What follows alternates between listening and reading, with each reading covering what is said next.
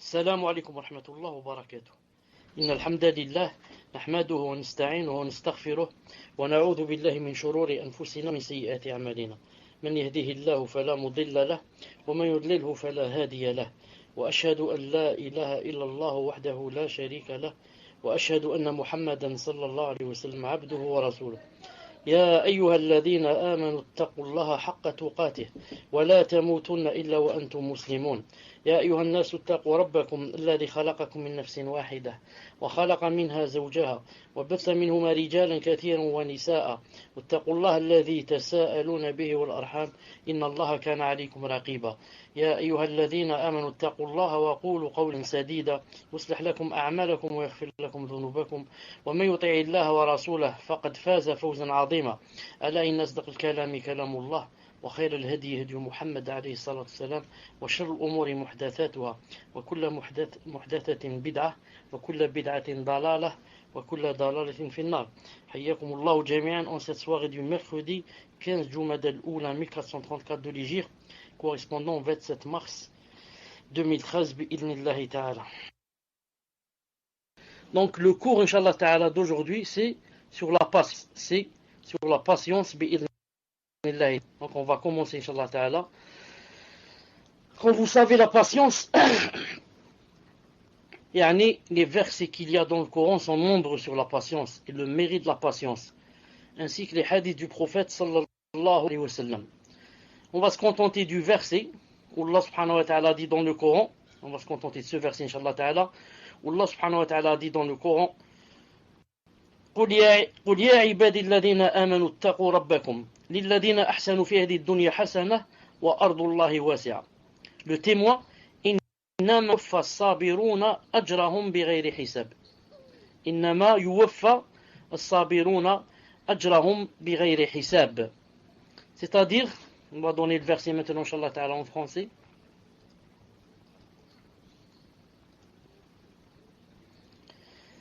Ô mes serviteurs qui avez cru, craignez votre Seigneur. Ceux qui ici-bas font le bien auront une bonne récompense. La terre d'Allah est vaste et les endurants, voilà les patients, auront leur pleine récompense sans compter.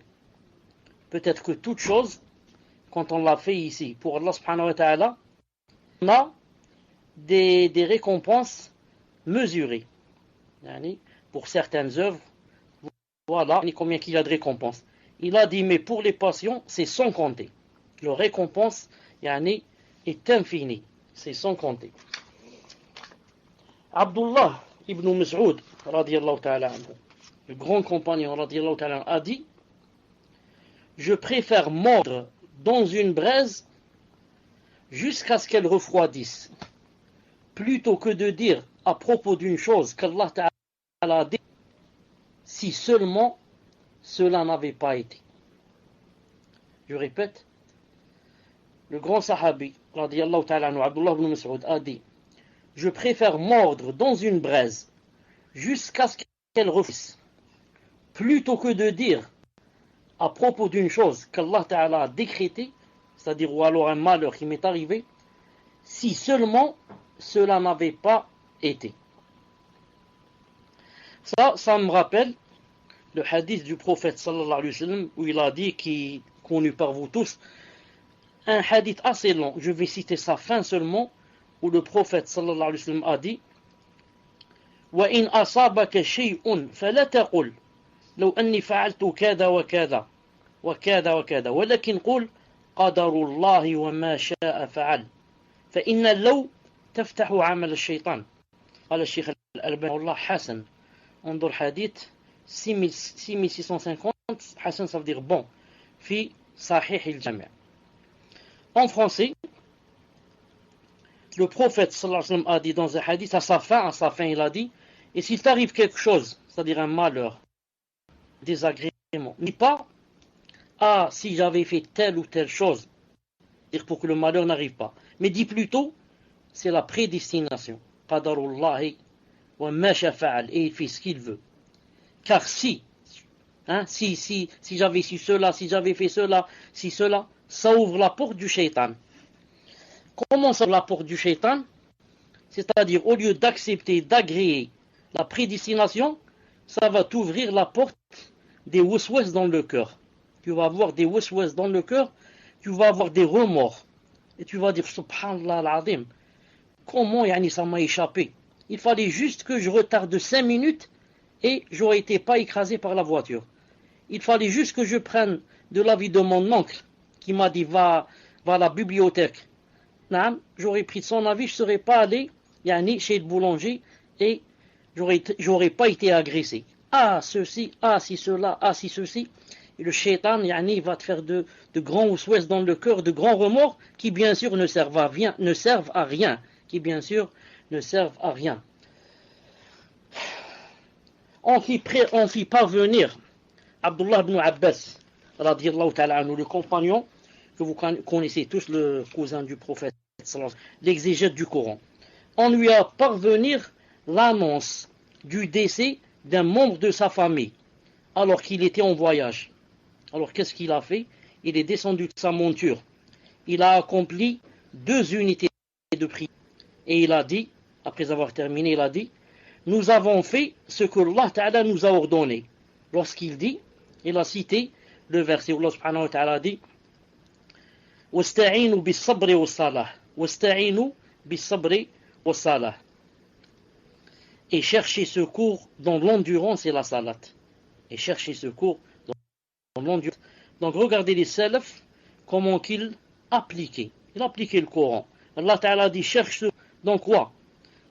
La patience et la salat. 2 choses. La patience et la salat. On lui a dit, tel membre de ta famille, il a fait 2 rak'at, et ensuite il a cité le verset. Il a dit, Allah Ta'ala a dit, yani, chercher secours dans l'endurance et la salat. Donc moi j'ai fait la salat maintenant, j'ai fait dans lesquels sûrement, il a demandé la miséricorde aux morts, et il a demandé à Allah subhanahu wa ta'ala de le faire patienter. Abdul Aziz ibn Abi Rawad perdit un œil sans que ni son épouse ni son fils ne s'en rendent compte pendant 20 ans. Il voyait seulement d'un seul œil, mais ni son épouse n'a remarqué, ni ses enfants. Et il n'a dit à personne.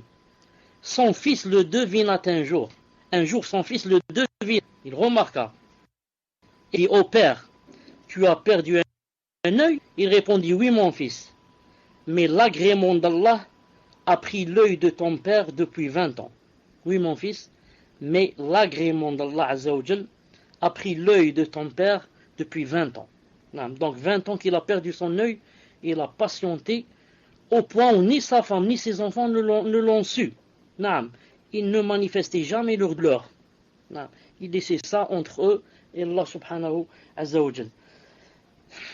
Al-Fudayl ibn Ayyad, rahimahullah, un homme qui se plaignait auprès d'un autre. Écoute, tu te plains de celui qui te fait miséricorde auprès de quelqu'un qui ne te fait pas miséricorde. Allahu Akbar. Écoute, tu te plains. Non, tu te plains à cette personne. Tu es en train de perdre ton temps. Pourquoi? Car tu es en train de te plaindre de celui qui te fait miséricorde, Allah subhanahu wa ta'ala, auprès de quelqu'un qui ne te fait pas miséricorde. Celui-là, quand tu vas te plaindre à lui, tu as mal, tu as ceci, tu as cela, est-ce qu'il va te faire quelque chose? Non. Tu es en train de quoi? Tu es en train de perdre ton temps. S'il fallait te plaindre, il fallait te plaindre auprès d'Allah subhanahu wa ta'ala. C'est pour ça qu'Ibn al-Qayyim rahimahullah a dit dans un de ses livres, il a dit, les gens dans la plainte se divisent en 3. Les gens dans la plainte se divisent en 3. Ceux qui se plaignent des gens, ceux qui se plaignent à des gens. Premier groupe. Ceux qui se plaignent à Allah. Ils disaient à Allah, faites marak, il m'a fait de l'injustice, ya Allah, donnez-lui un malheur, ya Allah, ceci. Donc ils se plaignent à Allah subhanahu wa ta'ala des gens. Ce sont les moyens, la classe moyenne. Ensuite, il y a ceux qui se plaignent aux gens d'Allah. Ils se plaignent aux gens d'Allah subhanahu wa ta'ala. Ils disent aux gens, tu vois comment Allah me donne des malheurs. Tu vois comment Allah subhanahu wa ta'ala, il laisse mon voisin qui est pervers, il lui fait rien. Au contraire, il lui ajoute des biens. Regarde, je prie la nuit et je jeûne le jour. Il me donne des malheurs. Celui-là, il s'est plaint d'Allah aux gens. A'udhu billah, dit Ibn al-Qayyim. Il a dit, c'est la pire des sortes des hommes. A'udhu billah. Ensuite, il y a les meilleurs. On a cité les plus bas, les moyens, les meilleurs. Dans la plainte, ce sont qui? Il a dit, ce sont ceux qui se plaignent de leur âme à Allah. Ils se plaignent de leur âme à Allah. Ils disent, Ya Allah, c'est de ma faute. Ya Allah, c'est moi qui ai commis l'erreur. C'est moi qui ai fait le péché. Ya Allah, c'est mon âme qui veut me pousser pour rentrer en enfer. Ya Allah, aidez-moi contre mon âme. Ya Allah. Et comme ça. Il a dit cela, ce sont les meilleurs. Sufyan al-Thawri, rahimahullah, a dit, Sufyan al-Thawri, rahimahullah, a dit, n'est pas érudit. Érudit, c'est-à-dire, alim dans la science, n'est pas érudit, lui qui ne considère pas l'épreuve comme un bienfait et le repos comme une calamité. N'est pas érudit et savant dans la science, celui qui ne considère l'épreuve comme un bienfait et le repos comme une calamité, c'est-à-dire comme une nuisance et un malheur. Comme ça, il a dit, rahimahullah, il a dit, n'est pas érudit celui qui ne considère pas l'épreuve comme un bienfait. Si l'épreuve, tu ne la considères pas comme un bienfait, tu n'es pas des gens de la science ou des talibou'in au moins. Car l'épreuve, Allah subhanahu wa ta'ala ne te l'a pas donné pour se venger de toi, mais il te l'a donné ou bien parce que tu la mérites, tu as fait un péché, ou bien il veut t'élever les grades. Dans tous les cas, elle annule les péchés. Et dans certains cas, si tu patientes, elle donne des hasanat et fait élever en grade. Abdurrahim ibn Mahdi, rahimahullah, perdit un enfant et affecta profondément. Alors, Cheikh rahimahullah lui écrivit, mon frère, adresse à ton âme les condoléances que tu adresses à autrui et réprouve de tes actes ce que réprouve d'autrui. Et sache que le plus grand malheur consiste à perdre la joie et à être privé de la récompense. Alors que dire si à cela s'ajoute un péché? Mutarrif rahimahullah. Si c'est Abdullah Mutarrif, c'est radiallahu ta'ala anhu, c'est un compagnon. Taïb. Perdit son fils Abdullah. Pourtant, il se présenta aux gens vêtu de beaux vêtements et en s'étant oint. Oint, c'est-à-dire il a mis du muscle, du parfum, des choses comme ça. Alors les gens se courroucèrent, se mirent en colère et dirent, Abdallah, ton fils décède et tu sors dans ses beaux vêtements et oint. Il répondit, vais-je rester sur cela alors que mon Seigneur m'a promis 3 choses, dont chacune d'elles m'est plus aimée que ce bas monde et tout ce qu'il contient. Mon Seigneur m'a promis 3 choses, dont chacune des 3 choses m'est plus aimée que ce bas monde et tout ce qu'il contient. Et il a lu le verset où Allah subhanahu wa ta'ala a dit, ceux qui... Une seconde, je cherche d'abord en arabe. Non.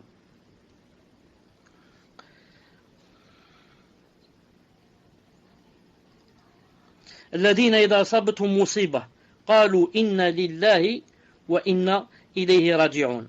Donc, ceux qui, quand un malheur les atteint, disent, certes, nous sommes Allah Azza wa Jal et c'est à lui que nous appartenons.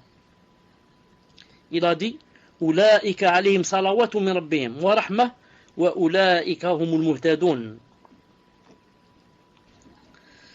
Ceux-là reçoivent des éloges de leur Seigneur, ainsi que sa miséricorde, et ceux-là sont les bien guidés. Il a 3 choses qu'il a citées. Il a dit 3 choses les plus aimées pour moi. C'est pour ça que je me suis bien habillé et que je me suis parfumé. Il a dit, Allah Ta'ala a dit, et ceux que malheur les atteint disent, nous sommes Allah, c'est à lui que nous retournons. Qu'est-ce qu'ils auront alors comme récompense? 3 choses. Je vais citer les 3 choses. Naam. Vous avez dit appartenant. Naam. Wa inna ilayhi raji'un. Inna lillah, c'est à lui que nous appartenons. Et c'est vers lui que nous revenons. Ceux-là reçoivent des éloges de leur Seigneur, wahda. 2e, ainsi que sa miséricorde. 3e, et ceux-là, ce sont les bien guidés. Naam.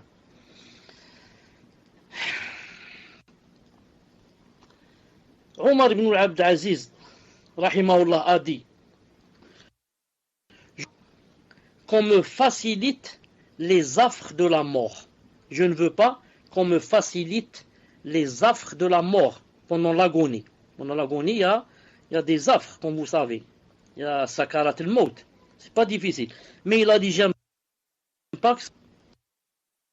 Il a dit, car c'est la dernière occasion pour le musulman d'expier ses péchés. Subhanallah al-azim, comment les salafs, radiyallahu ta'ala, ont pensé. Nous tous, on voudrait que notre mort soit facile, ça.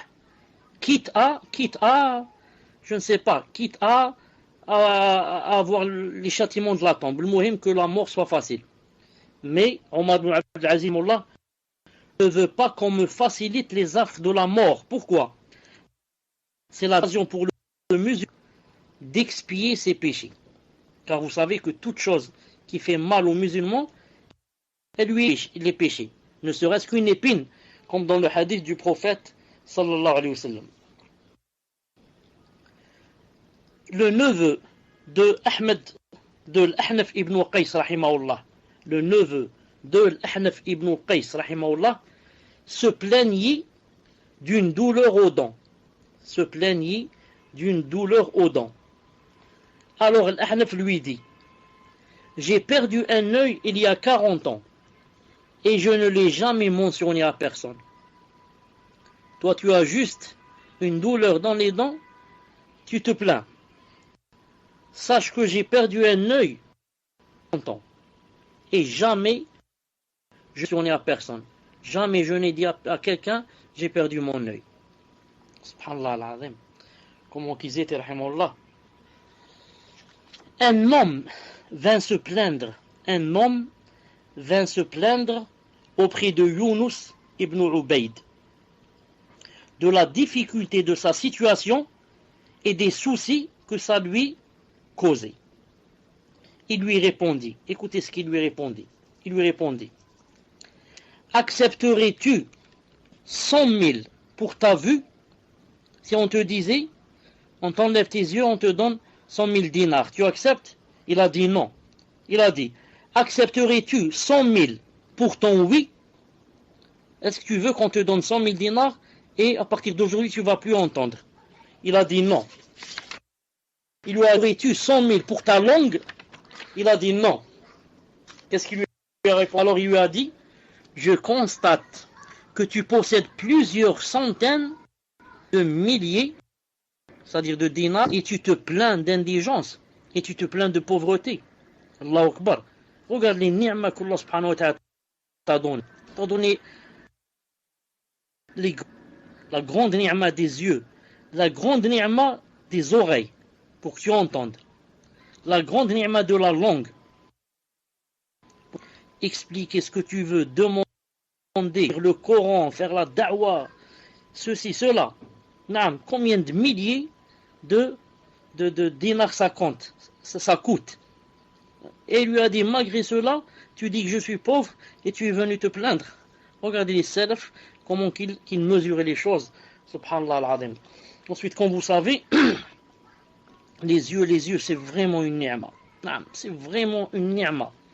Vraiment une ni'ma. C'est pour ça que le prophète sallallahu alayhi wa sallam a dit que Allah Ta'ala a dit que si jamais il prenait les yeux de quelqu'un et qu'il patientait, alors il n'aura pour récompense que le paradis. Si jamais quelqu'un Allah Ta'ala lui prend ses yeux, il patiente. Non, il dit j'accepte, je patiente. Ça ne fait rien, il essaie de se soigner, c'est pas interdit. Mais il patiente pour la prédestination. Celui-là, bi'idnillah, s'il est bien sûr musulman, mouahid, il n'est pas mouchrik. Celui-là, bi'idnillah, sa place est garantie dans le paradis. C'est Allah subhanahu wa ta'ala qui la lui a garantie. Parce que comme je disais, la vue, c'est quelque chose de très très important. Moi, des fois, quand je suis dans la maison, juste pour voir la ni'ma d'Allah subhanahu wa ta'ala, je ferme mes yeux pendant 1 minute, c'est tout. Je dis, attends, je vais fermer mes yeux et je vais voir ce que ressent l'aveugle et ce que je ressens quand je les réouvre. Subhanallah al-Azim. 1 minute, je peux pas la dépasser tellement c'est difficile. Essaye et tu verras. 1 minute, c'est beaucoup. Ensuite, subhanallah al-Azim, les yeux, tu dis subhanallah, j'étais vraiment dans les ténèbres. Hein. Vraiment, j'étais dans les ténèbres. Surtout si quelqu'un ouvre les yeux dans la rue, il commence à voir les arbres, il commence à voir s'il y a des fleurs, s'il y a de l'eau qui jaillit, après les avoir fermés, il dit subhanallah al-Azim. Des fois ça m'arrive même dans la rue. Dans la rue quand je marche, j'essaie de les fermer pour voir un peu l'aveugle, combien c'est difficile pour lui pour marcher. Je ne fais que quelques pas. Je regarde d'abord bien devant moi s'il n'y a pas de trou, s'il n'y a pas. Non, en allant par exemple à la mosquée. J'essaie juste quelques pas. 4-5 mètres déjà c'est difficile. Je dis subhanallah. Ensuite j'ouvre les yeux. Je dis subhanallah al-Azim. La ni'ma qu'on a et on ne sait pas. La ni'ma qu'on a, la ni'ma des yeux. Subhanallah al-Azim. Et qu'on ne sait pas. Subhanallah al-Azim. On demande à Allah subhanahu wa ta'ala de nous pardonner. De nous pardonner d'être quoi? De ne pas le remercier, de ne pas le glorifier, le louer ni'ma. Yahya ibn Mu'ad rahimahullah dit: Ô fils d'Adam, qu'as-tu à regretter une chose perdue que tu ne retrouveras jamais? Et qu'as-tu à te réjouir d'une chose qui ne sera pas dans tes mains lorsque la mort viendra à toi? Naam. Quand quelqu'un, par exemple, perd quelqu'un de la famille, naam, il sait qu'il ne va plus le retrouver dans cette vie jusqu'à l'au-delà. À quoi ça sert alors d'être tout le temps chagriné pour une chose qui, je suis sûr qu'elle ne va pas revenir jusqu'à l'au-delà. Et aussi, pourquoi réjouir d'une chose qui, tôt ou tard, tu vas la quitter et que elle ne sera pas avec toi lorsque la mort viendra. Naam. Un homme perdit un enfant, et Sufyan ibn Uyayna rahimahullah et d'autres vinrent lui présenter leurs condoléances. Il était extrêmement triste jusqu'à ce que vienne Al-Fudayl ibn Ayyad qui lui dit, si toi et ton fils étiez en prison et qu'on libère ton fils avant toi, ne t'en réjouirais-tu pas? Il a dit, bien entendu, et je vais me réjouir. Il lui a dit, alors, sache que ton fils a quitté avant toi la prison de ce bas monde. Et alors, cela réconforta cet homme qui il a dit, j'ai fait mon deuil. Classe, maintenant j'ai fait mon deuil. Allahu Akbar. Non. Si toi et ton fils étaient en prison, et qu'on libère ton fils avant toi, ça te fait pas plaisir? Il a dit si. Il a dit alors ton fils a quitté avant toi ta prison, la prison de ce bas monde. Normalement, ça devrait te réjouir. Le prophète sallallahu alayhi wa sallam a dit, ce bas monde c'est quoi? C'est la prison du croyant et le paradis du mécréant. Donc ton fils a quitté la prison, alhamdoulilah, avant toi. Tu dois te réjouir. On aime son fils plus que soi-même. Non. Shurayh al-Qadi, rahimahullah, a dit, lorsqu'une épreuve me touche, je loue Allah subhanahu wa ta'ala 4 fois. Lorsqu'une épreuve me touche, je loue Allah subhanahu wa ta'ala 4 fois. La première, pour le fait qu'elle ne soit pas plus importante. Chauffe Allah, regardez comment il pense. Quand une épreuve, un malheur te touche, tu dis Alhamdulillah, ou du moins Alhamdulillah ala kulli hal. Et dans ton cœur, qu'est-ce que tu dois dire? Alhamdulillah qui ne m'a pas donné plus grave que celle-là. Il y a plus grave. Naam, il y a plus grave. Il y a toujours plus grave. Pense toujours au plus grave. Alhamdulillah pour qu'elle ne soit pas plus importante. La deuxième, je le loue pour qu'il m'accorde de patienter. Naam. Il y a des gens qui, dans l'épreuve, ne patientent pas. Insultent la religion, insultent Allah. Toi, alhamdulillah, j'ai patienté. La troisième, pour qu'il m'accorde d'en espérer une récompense. Il y a des gens qui patientent, mais qui jamais quoi? Yani n'espèrent la récompense. Mais toi, tu espères la récompense. C'est la troisième chose que Allah Ta'ala t'a donné, n'a pas donné à d'autres dans le malheur. La quatrième, et la plus importante, je le loue pour que ce malheur n'ait pas touché ma religion. Alhamdulillah, c'est un malheur qui est arrivé à ma voiture, à mon portable, à mon travail, à Al-Muhim. Ce n'est pas dans ma religion. Je prie toujours à l'heure. Je ne fais pas les grands péchés. Alhamdulillah. Je fais la zakat, je somme, alhamdulillah. Le grand malheur, c'est quand quelqu'un, a'oudou billah, arrête la salat. Ou alors apostasie, c'est pire. Ou alors rate les salats, ou alors groupe entre les salats, sans excuse. Pour la femme qui n'est pas voilée, pour celui qui fume, celui-là, il a un malheur dans sa religion. Allah Ta'ala est en colère contre lui. Mais quand le malheur c'est dans la dunya, alhamdulillah, la dunya ça va et ça vient, ça va et ça vient, et comme ça. Saïd ibn Abdel Aziz, rahimahullah, il a dit, lorsque tu vois une chose, rien, et attends la délivrance d'Allah subhanahu wa ta'ala. Naam, des fois la personne de faire des choses pour contrer un malheur, pour contrer une difficulté, mais n'y arrive pas. Qu'est-ce qu'il a dit ici? Lorsque tu vois une chose, tu ne peux rien, fais deux choses. La première, patiente, et la deuxième, et attends la délivrance d'Allah ta'ala. Attends la délivrance, comme dans le verset. Après la difficulté, il y a toujours la facilité. Attends la patience, attends la délivrance d'Allah. Ne sois pas de ceux qui disent que là c'est terminé, toutes les portes sont fermées. Ne sois pas de ceux-là. Entre les autres, tout peut changer. Tout est entre les mains d'Allah subhanahu wa ta'ala qui sait, il régit tout avec ilm, sagesse. Ce n'est pas une des choses qui viennent comme ça par hasard. C'est un jeu d'hasard. Peut-être je vais gagner, peut-être je vais perdre. Non. Tout est dans un livre. Tout en mesure. Centime par. Subhanallah al-Azim. Je parlais avec quelqu'un. Quand c'était les années noires ici en Algérie de fitna, terrorisme, ceci, cela. Un voisin, je parlais avec lui. C'était le genre qui voyait que tout était fermé, qu'il n'y aurait pas de solution. Je lui ai cité un verset. Je lui ai dit, pourquoi tu vois comme ça? Il m'a dit, non, classe, ils ont tout pris, c'est tout fermé, ils ont tout bloqué. Classe, c'est trop tard. Je lui ai dit, Allah subhanahu wa ta'ala dit dans le Coran, Asa Allahu an ya'tiya bil fath, ou amrin min indih. Asa Allahu an ya'tiya bil fath, ou amrin min indih. Pourquoi? Tu oublies ce verset.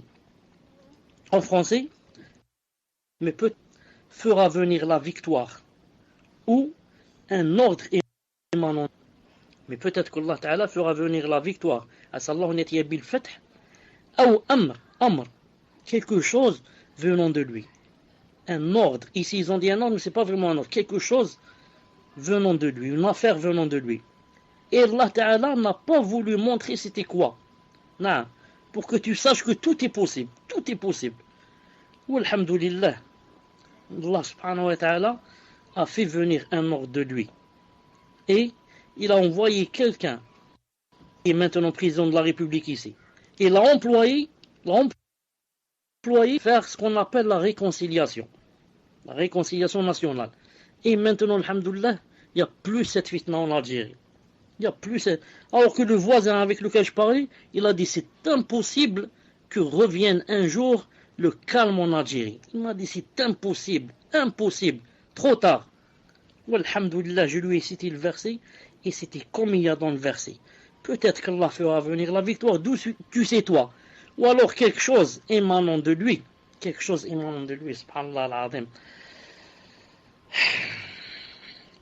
Soufiane, rahimahullah, Soufiane Thauri a dit, le croyant a besoin de patience comme il a besoin de nourriture et de boissons. Est-ce qu'on peut se passer de la nourriture, des boissons? C'est pas possible. Tu as besoin de patience exactement comme tu as besoin de boissons. Et Soufiane ibn Uyayna rahimahullah a dit, on n'a pas accordé aux serviteurs de choses semblables à la patience. Par elles, ils entrent au paradis. On n'a pas accordé aux serviteurs de choses semblables à la patience. Par elles, ils entrent au paradis. Abu Hamza al-Thumali, rahimahullah, rapporte, il a dit, j'ai entendu Ali ibn al-Hussein dire, celui qui se satisfait de ce que Allah lui a, c'est le plus riche des hommes. Celui qui se satisfait de ce qu'il lui a accordé est le plus riche des hommes. Naam. Comme a dit le prophète, il a dit le ghina ghina nafs. Naam. Celui qui se satisfait de ce que Allah lui a accordé, il est le plus riche des hommes. Et celui qui n'est pas de ce que Allah lui a accordé, même s'il lui donne des montagnes d'or, il se sentira toujours le plus pauvre. A'udhu billah. C'est un naam. Mais celui qui, ce que lui donne Allah Ta'ala, il est satisfait, il se sent le plus riche. Il n'a besoin de personne. Il vit comme un richard en étant le plus pauvre. Subhanallah al-azim. C'est pour ça que Ibn Uyayna toujours a dit, rahimahullah, il a dit, il a dit, si tu te satisfais de ce qui te suffit, alors la vie la plus humble, simple, te suffira. Mais si tu ne te satisfais, alors rien en ce bas monde, Allahu Akbar, rien en ce bas monde ne peut te satisfaire. Yunus ibn la rapporte, il a dit, j'ai demandé à Rabi'a ibn Abi Abdurrahman. Rabi'a ibn Abdurrahman, c'est l'un des professeurs de l'imam Malik rahimahullah. Il lui a dit, quel est le summum de la patience? Le summum, yani le paroxysme, la chose la plus élevée dans la patience, c'est quoi? Il a dit, la chose la plus élevée dans la patience, c'est que le jour en lequel le malheur te frappe soit semblable au jour où le malheur ne t'a pas frappé. Allahu Akbar. Si on peut dire de toi que tu as atteint le summum de la patience, c'est lorsque, si un malheur te frappe, le jour où le malheur te frappe est semblable au précédent. Ça veut dire que tu as vraiment atteint le summum de la patience. On ne voit plus en toi des signes qui montrent qu'il y a quelque chose qui vient de se passer. Les jours sont semblables pour toi. Wahb ibn Munabbih rahimahullah a dit, celui qui est frappé par un malheur emprunte en cela, celui qui est frappé par un malheur emprunte en cela le chemin des prophètes. Car vous savez que le prophète sallallahu alayhi wa sallam, vous savez qu'il a dit que Allah subhanahu wa ta'ala a éprouvé les gens et que les messagers et les prophètes avaient la plus grande part de l'épreuve. Ensuite il a dit, il est pieux et ainsi de suite et on descend. Plus la foi est grande, plus l'épreuve est plus grande. Pourquoi? Car tu as ce qui lui convient, car la foi est tellement grande que yani, le malheur, même s'il est grand, il ne va pas influer, il ne va pas influencer. C'est pour cela que celui qui a sa foi est faible. Juste un petit malheur, une petite épine, elle va lui causer beaucoup de problèmes. Des jours et des jours à pleurer, et des jours à se plaindre aux gens, à fournir à la famille, ceci et cela, pour une petite... Non. Mais quand quelqu'un, yani, sa foi, et masha'Allah, est renforcée, et bien ancrée dans le cœur, yani, plus les malheurs, yani, même les malheurs s'ils sont grands, yani, il les refoule, il patiente, il les refoule, Wahb ibn Munabbih, rahimahullah, il a dit, toute chose devient petite, puis grandit. Toute chose devient petite, puis grandit, sauf le malheur. Il survient immense, puis diminue. Subhanallah al-Azim. Toute chose commence petite et grandit, sauf le malheur. Il commence grand et ensuite il diminue.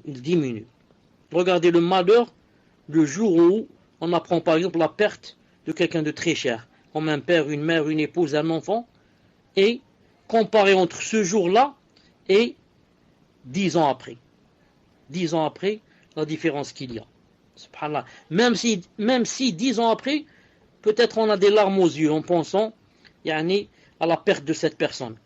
Mais quand même, il y a une grande différence entre ce qu'il y a dans le cœur et ce qu'il y avait il y a 10 ans au moment de on a appris la perte de la personne chère. Naam. Donc, ça commence grand, et alhamdoulilah. Allah Azza wa Jal nous aide, et il y a l'oubli aussi qui rentre dans le facteur, et ça commence, il fait diminuer yani le malheur bi'idhnillah ta'ala. Mutarrif ibn Abdillah rahimahullah a dit, il n'appartient à personne de se jeter du haut d'un puits et dire c'est ce qui m'a été prédestiné. Mais il faut prendre garde à cela pour ne pas tomber dans le puits et lutter. Et si un malheur te frappe, il faut savoir qu'on n'est touché que parce que Allah Ta'ala a écrit. Non, tu ne te jettes pas dans un puits et tu dis c'est prédestiné. Tu essaies de ne pas tomber. Mais si jamais tu tombes, il faut savoir que tu n'es touché que parce que Allah subhanahu wa ta'ala t'a écrit. Abu Hafs rahimahullah rapporte, il a dit, j'ai dit à Yahya ibn Sa'd, alors qu'il était malade, je lui ai dit, si Allah te veut, il te guérira. Il m'a répondu, je préfère ce que Allah préfère. L'essentiel pour moi, c'est pas que je guérisse. L'essentiel pour moi, c'est que Allah Ta'ala aime la chose. S'il aime que je sois guéri, alors qu'il me guérisse. S'il aime que je sois comme ça, alors que je reste comme ça. Naam, je préfère ce que Allah subhanahu wa ta'ala préfère. Yusuf ibn Asbat, rahimahullah, rapporte, il a dit, j'ai entendu Sufyan Thawri dire, 3 choses font partie de la patience. 1. Ne parle pas. 2. Ne parle pas de ta douleur. Ne témoigne pas de ta piété. Naam, ces 3 choses ont besoin de quoi? Ont besoin de patience.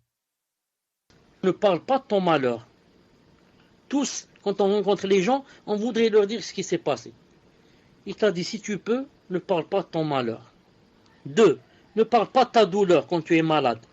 Quand je dis ne parle pas de ta douleur, bien sûr, le mari parle de sa douleur à son épouse et vice-versa. Ou alors si je vis avec ma mère, je ne suis pas marié, je lui parle de ça. Mon enfant me parle. Ne parle pas aux étrangers. Sallallahu alayhi wa sallam, comme dans Sahih al-Bukhari. Radiyallahu ta'ala wa ra'sah. Oh, que j'ai mal à la tête.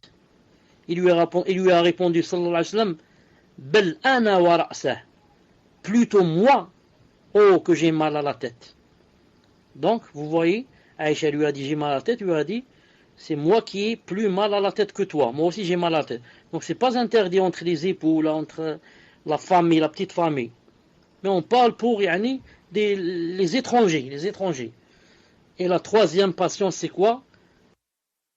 N'est pas de ta piété. Quand quelqu'un, yani, sans qu'il prie la nuit, qu'il jeûne, etc. Qu'est-ce qu'il veut lui dire il veut lui dire dans le cœur, il lui dit, dis aux gens, dis-leur que tu pries la nuit, même si c'est pas comme ça clairement, insinue, dis oh Allah, je suis très fatigué, hier j'ai veillé à prier, je suis très fatigué, hein? Non. Mais il a dit ici, ça demande la patience pour ne pas dire, pour laisser ça seulement entre Allah et toi. Non. Soufiane Thawri rahimahullah a dit, la certitude consiste à ne pas accuser ton maître en tout ce qui te frappe. La consiste à ne pas accuser ton maître en tout ce qui te frappe. Non, c'est ça la certitude. Ce n'est pas tout ce qui te frappe. Tu vas dire que c'est Allah subhanahu wa ta'ala qui m'éprouve. Mais il ne faut pas oublier que toi aussi, tu fais bi'idhnillahi ta'ala beaucoup de péchés. Et que peut-être maintenant, ce qui t'est arrivé, c'est à cause de tes péchés. C'est pour ça que Allah subhanahu wa ta'ala dit dans un verset, il a dit وَمَا أَصَابَكُم مِّن مُّصِيبَةٍ فَبِمَا كَسَبَتْ أَيْدِيكُمْ وَيَعْفُو عَنْ كَثِيرٍ وَيَعْفُو عَنْ كَثِيرٍ. C'est-à-dire, tout malheur qui vous atteint est dû main en taquis. Pardonne beaucoup. Donc, tout malheur qui t'atteint, il vient de quoi? De ce que tes mains ont fait. Les mains, qu'est-ce qu'elles font? Elles font le péché. Et il pardonne beaucoup. C'est-à-dire, si jamais, à chaque péché, un malheur, ça ne finirait jamais. Tout le monde sera malheureux. Mais il donne de temps en temps. Lorsque la personne ne veut pas s'arrêter, il lui donne des signes, elle ne veut pas s'arrêter. Il lui donne un malheur en face du péché. À cause de quoi? Comme j'ai dit, à cause du péché.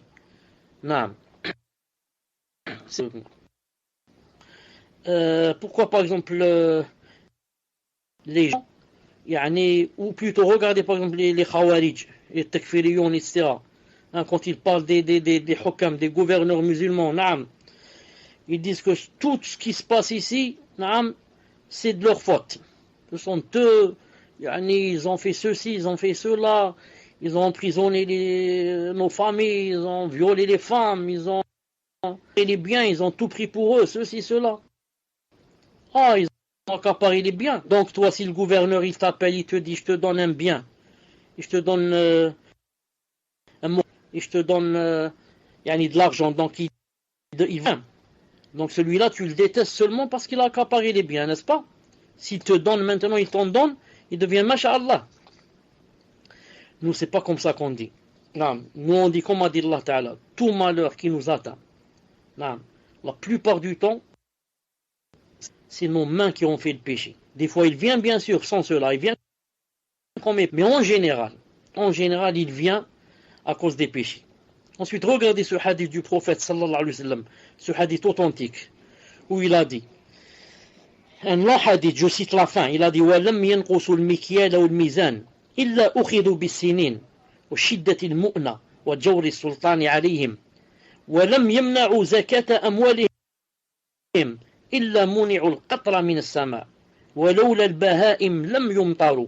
قال الألباني رحمه الله صحيح authentique. انظر 7900 في صحيح. À la fin, il a dit du hadith, et ils ne frauderont pas dans la mesure des commerçants, sans qu'ils ne soient atteints de difficultés dans la et la tyrannie du gouverneur. Et ils ne privent pas les ayants droit de la zakat de leurs biens, sans qu'ils ne soient privés de l'eau du ciel. Et si ce n'est les bestiaux, les animaux, il n'y aurait point de pluie. Allahu Akbar, Allahu Akbar, Allahu Akbar. Regardez les fautes, qu'est-ce qu'elles font? Tu fraudes dans la mesure, la pesée. Quand tu vends aux gens les choses, qu'est-ce qui va arriver alors?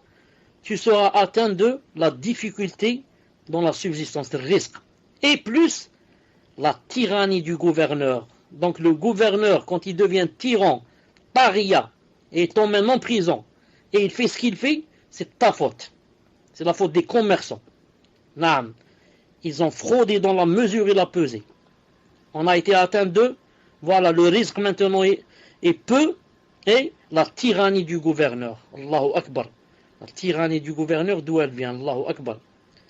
Et si jamais on ne va pas donner la zakat aux ayants droit, alors, châtiment, vous serez privé de l'eau du ciel. Il n'y a pas de pluie. Il n'y a pas de pluie. Pourquoi il n'y a pas de pluie? À cause de la zakat qui ne sort pas. Et si ce n'était pas les bestiaux, naam, qui font de la peine, Allah Ta'ala les créé, il ne veut pas les punir de nos péchés. Allah est qu'il n'y aurait point de pluie. On resterait des années, ne viennent du ciel. Mais Allah Ta'ala, le tout miséricordieux, à cause des bestiaux, qu'est-ce qu'il fait descendre? Il fait descendre la pluie. Donc nous, on a de la pluie, des bestiaux, subhanallah al-azim. Ce sont eux qui sont la cause de la pluie. Naam. Si ce n'était pas eux, il n'y aurait pas de pluie, à cause des gens qui ne donnent pas la zakat. Regarde comment les bestiaux sont une rahma pour nous. Une rahma pour nous. Subhanallah al-azim.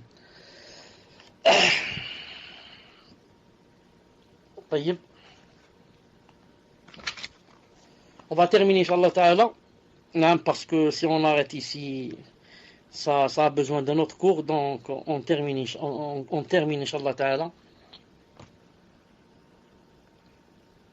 J'ai entendu, non, c'est un autre. Zuhri rapporte la grande bouche à un pied de Urwa, le neveu de Aïcha radiyallahu ta'ala. Et elle monta jusqu'à sa jambe, la gangrène. Alors le Walid ibn Abd Malik lui fit envoyer des médecins qui dirent qu'il n'y avait d'autre remède que de lui couper la jambe. Alors on lui coupa la jambe alors qu'il était assis de l'Walid. Et cela sans se tordre de douleur. Sans se tordre de douleur. Saïd ibn Jubayr, rahimahullah, a dit: la patience consiste en ce que, la patience consiste en ce que le serviteur reconnaisse vient de lui et à en espérer la récompense, car un homme peut souffrir de la faim, mais être endurant et ne laisser voir que la patience. Naam. Abu Saïd al-Khazzaz rahimahullah a dit: la préservation couvre le pieux et le dépravé. Quand il n'y a pas d'épreuve, le pieux et le pervers sont les mêmes, il n'y a pas d'épreuve. Tous ils disent on est masha'Allah. On a la foi, masha'Allah, on est des pieux. Ils disent comme ça. Mais c'est lorsqu'on découvre les pieux. Il est vrai, il est véridique. Donc l'épreuve, ce qu'elle donne entre autres, c'est de te prouver à toi-même. Est-ce que tu es un véridique ou bien tu es un menteur? Car quand il n'y a pas d'épreuve, tout le monde dit: je suis masha'Allah, j'aime ceci, j'aime le prophète islam. Naam, je suis prêt à me sacrifier, je suis prêt à faire ceci, cela, je donne mes enfants fisabilillah. Naam, tu dis ça tant qu'il n'y a pas d'épreuve. Ensuite, quand l'épreuve vient, subhanallah al-azim, c'est une passoire, un filtre. C'est pour ça qu'Allah subhanahu wa ta'ala dit dans le Coran, il a dit: أحسب الناس أن يتركوا أن يقولوا آمنا وهم لا يفتنون أحسب الناس أن يتركوا أن يقولوا آمنا.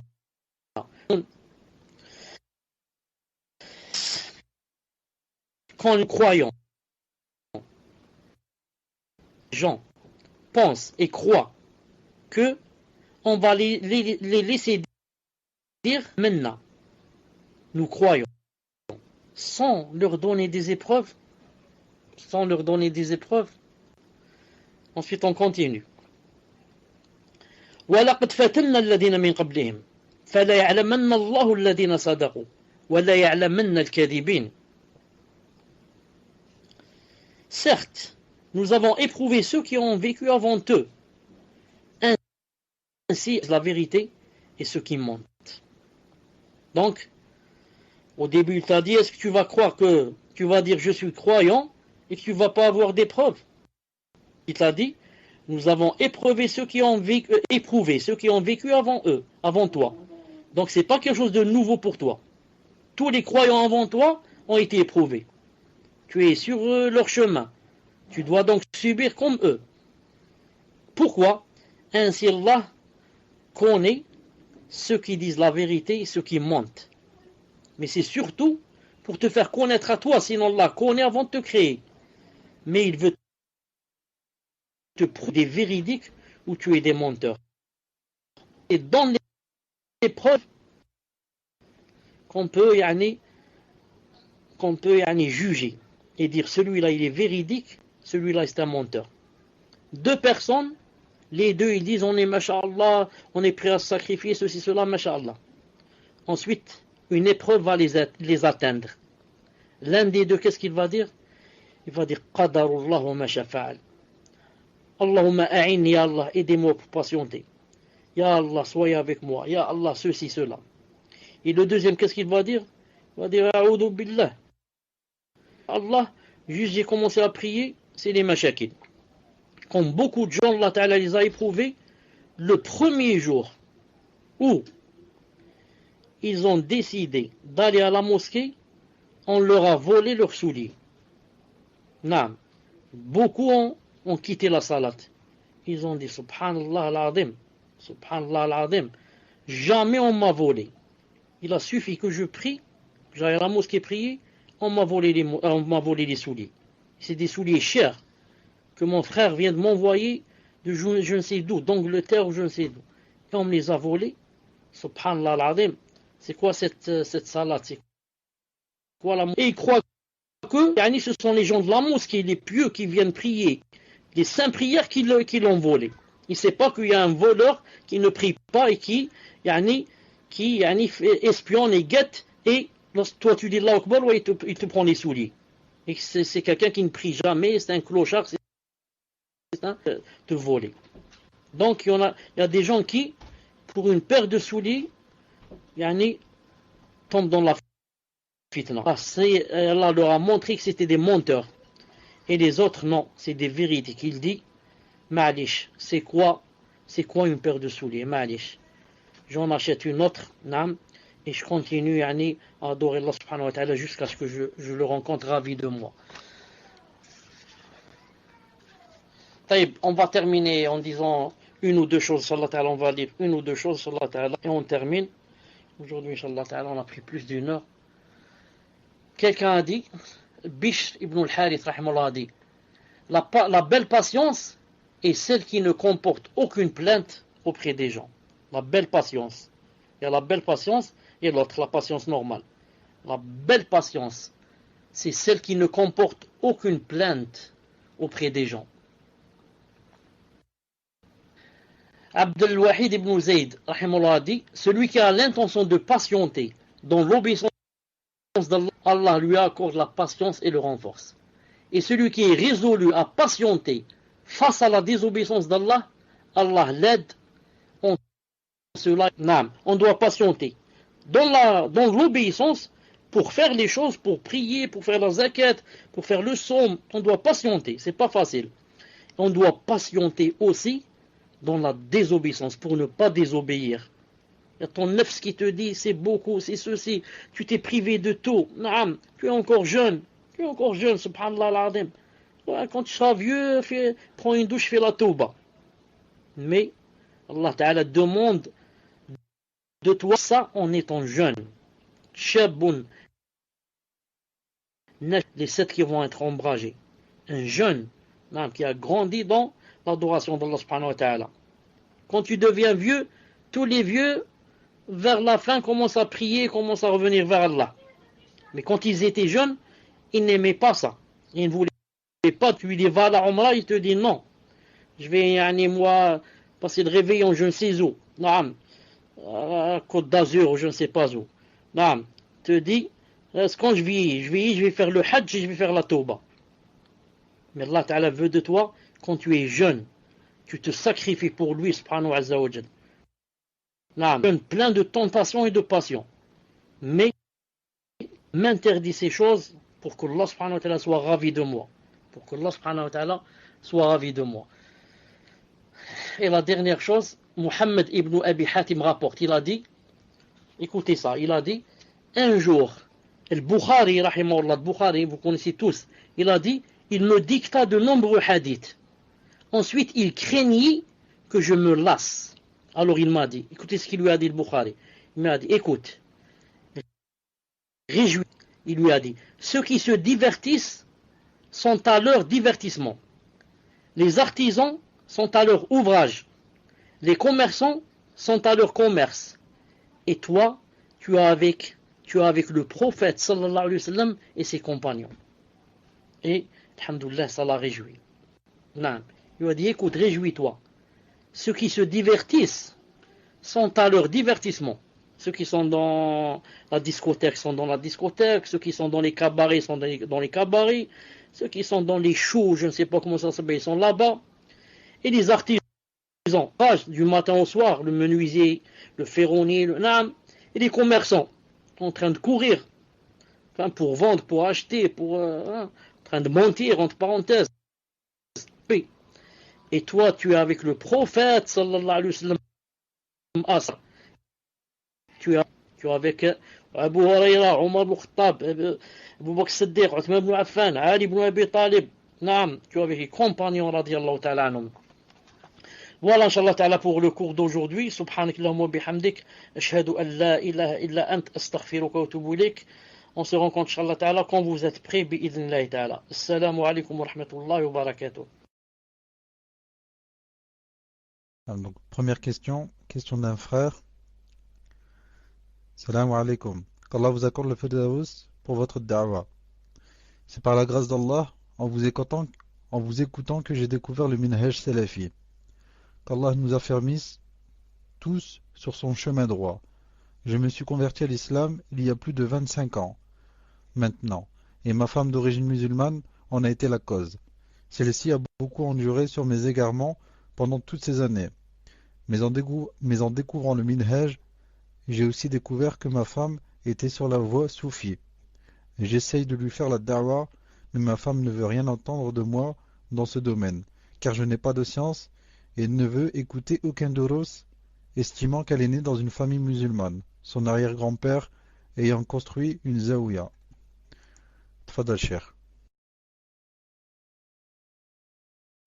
Taïb. Muslim, où est la question dans cette affaire-là? Où est la question, Inch'Allah ta'ala, dans cette affaire-là? Tfadal. Non, cher, j'ai oublié de vous envoyer la dernière ligne. Arfan. J'aimerais que vous me conseilliez Barakallahu fikum wa jazakumullahu khairan. Tfadal Cheikh. Donc, bismillah ar-Rahman ar-Rahim, wa salatu salam ala ashraf al-mursalin. Je dis à la personne, Inch'Allah ta'ala, qui a posé cette question, qui dit que, dites-moi s'il n'y a pas de coupure, que elle est mariée, il a découvert qu'il est marié avec une soufie, hein, de voir, est-ce que son soufisme est au point, il y a soufisme et soufisme, est-ce qu'elle a atteint un degré de soufisme qui l'a fait sortir de l'islam, au point de dire par exemple que il y a des gens, on leur fait des doigts, ils nous donnent des enfants, ils font tomber la pluie, ils régissent le monde, et comme ça. Des choses qui font sortir de l'islam. Ou bien, est-ce que tu veux dire par soufisme que, par exemple, elle dit des choses fausses, comme ça, comme les petits soufis là, qui sont influencés par le soufisme mais ne le sont pas vraiment. Qui fait beaucoup d'adkar, même si les adkar ne viennent pas du prophète, qui ceci, cela.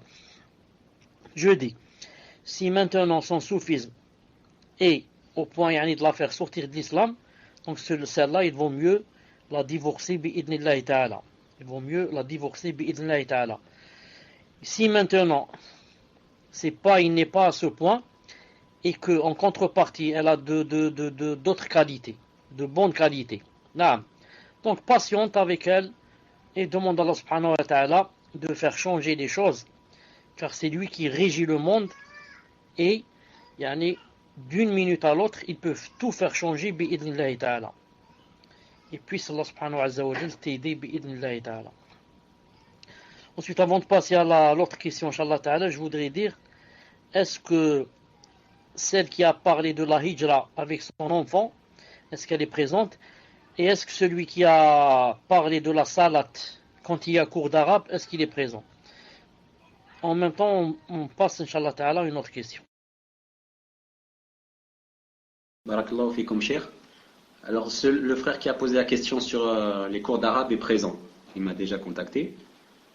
Et entre-temps, je vous pose une autre question aussi. Question d'un frère qui dit: Assalamu alaikum, mes frères et sœurs. Merci pour ce dars, cheikh, avec énormément de bienfaits.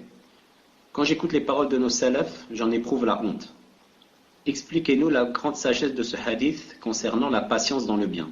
Le prophète sallallahu alayhi wa sallam a dit: les œuvres les plus aimées d'Allah sont celles qui durent constamment, même si elles sont peu. Rapporté par Al-Bukhari wa Muslim. Barakallahu fikum. Wa alaykum salam wa rahmatullahi wa barakatuh. Le prophète alayhi salam a dit: les œuvres les plus aimées d'Allah sont celles qui durent constamment, même si elles sont peu. Naam. L'essentiel c'est quoi? C'est de patienter sur les œuvres. Il y a des gens, je vous ai dit la fois passée, ils apprennent quelque chose de nouveau. Ils sont très contents et ils commencent à l'appliquer. À l'appliquer d'une façon peut-être même un peu exagérée. Ensuite, c'est juste 1 mois, 2 mois, ils relâchent. Ils ne peuvent pas continuer. Donc ceux-là ne sont pas ce que Allah subhanahu wa ta'ala aime. Mais Allah subhanahu wa ta'ala aime que tu ailles doucement, mais que tu t'en lasses pas, que tu perdures et que tu patientes sur l'obéissance d'Allah subhanahu wa ta'ala jusqu'à le rencontrer. Je donne un exemple très simple. Certains, par exemple, quand ils apprennent que Allah subhanahu wa ta'ala aime ceux qui font salat al-duha. C'est une salat qui commence après le lever du soleil d'à peu près 15 minutes jusqu'à 10 minutes avant Dhuhr. 10 minutes à peu près un quart d'heure avant Dhuhr, ça s'arrête. Et ils apprennent que salat al-duha, c'est entre 2 et 12 rak'at.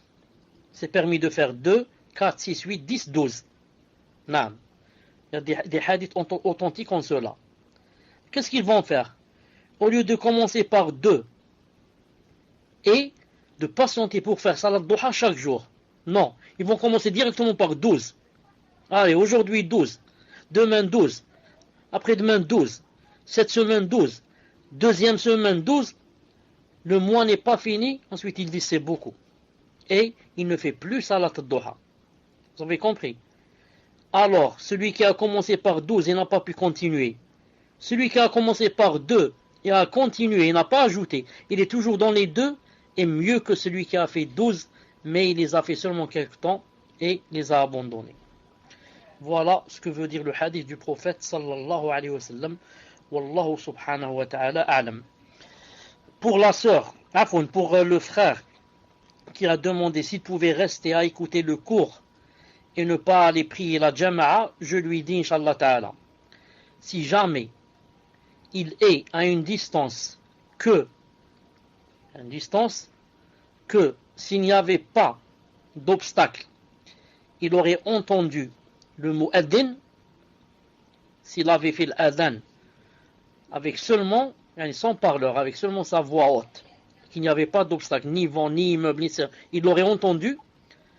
En d'autres termes, s'il sait qu'il habite à une distance qui lui oblige d'aller prier à la mosquée, dans ce cas, il ne lui est pas permis de rater la prière en groupe à cause d'apprendre l'arabe ou autre chose. Car Allah subhanahu wa ta'ala a obligé au prophète alayhi salam et les sahaba de prier en groupe quand ils étaient au djihad en face des ennemis.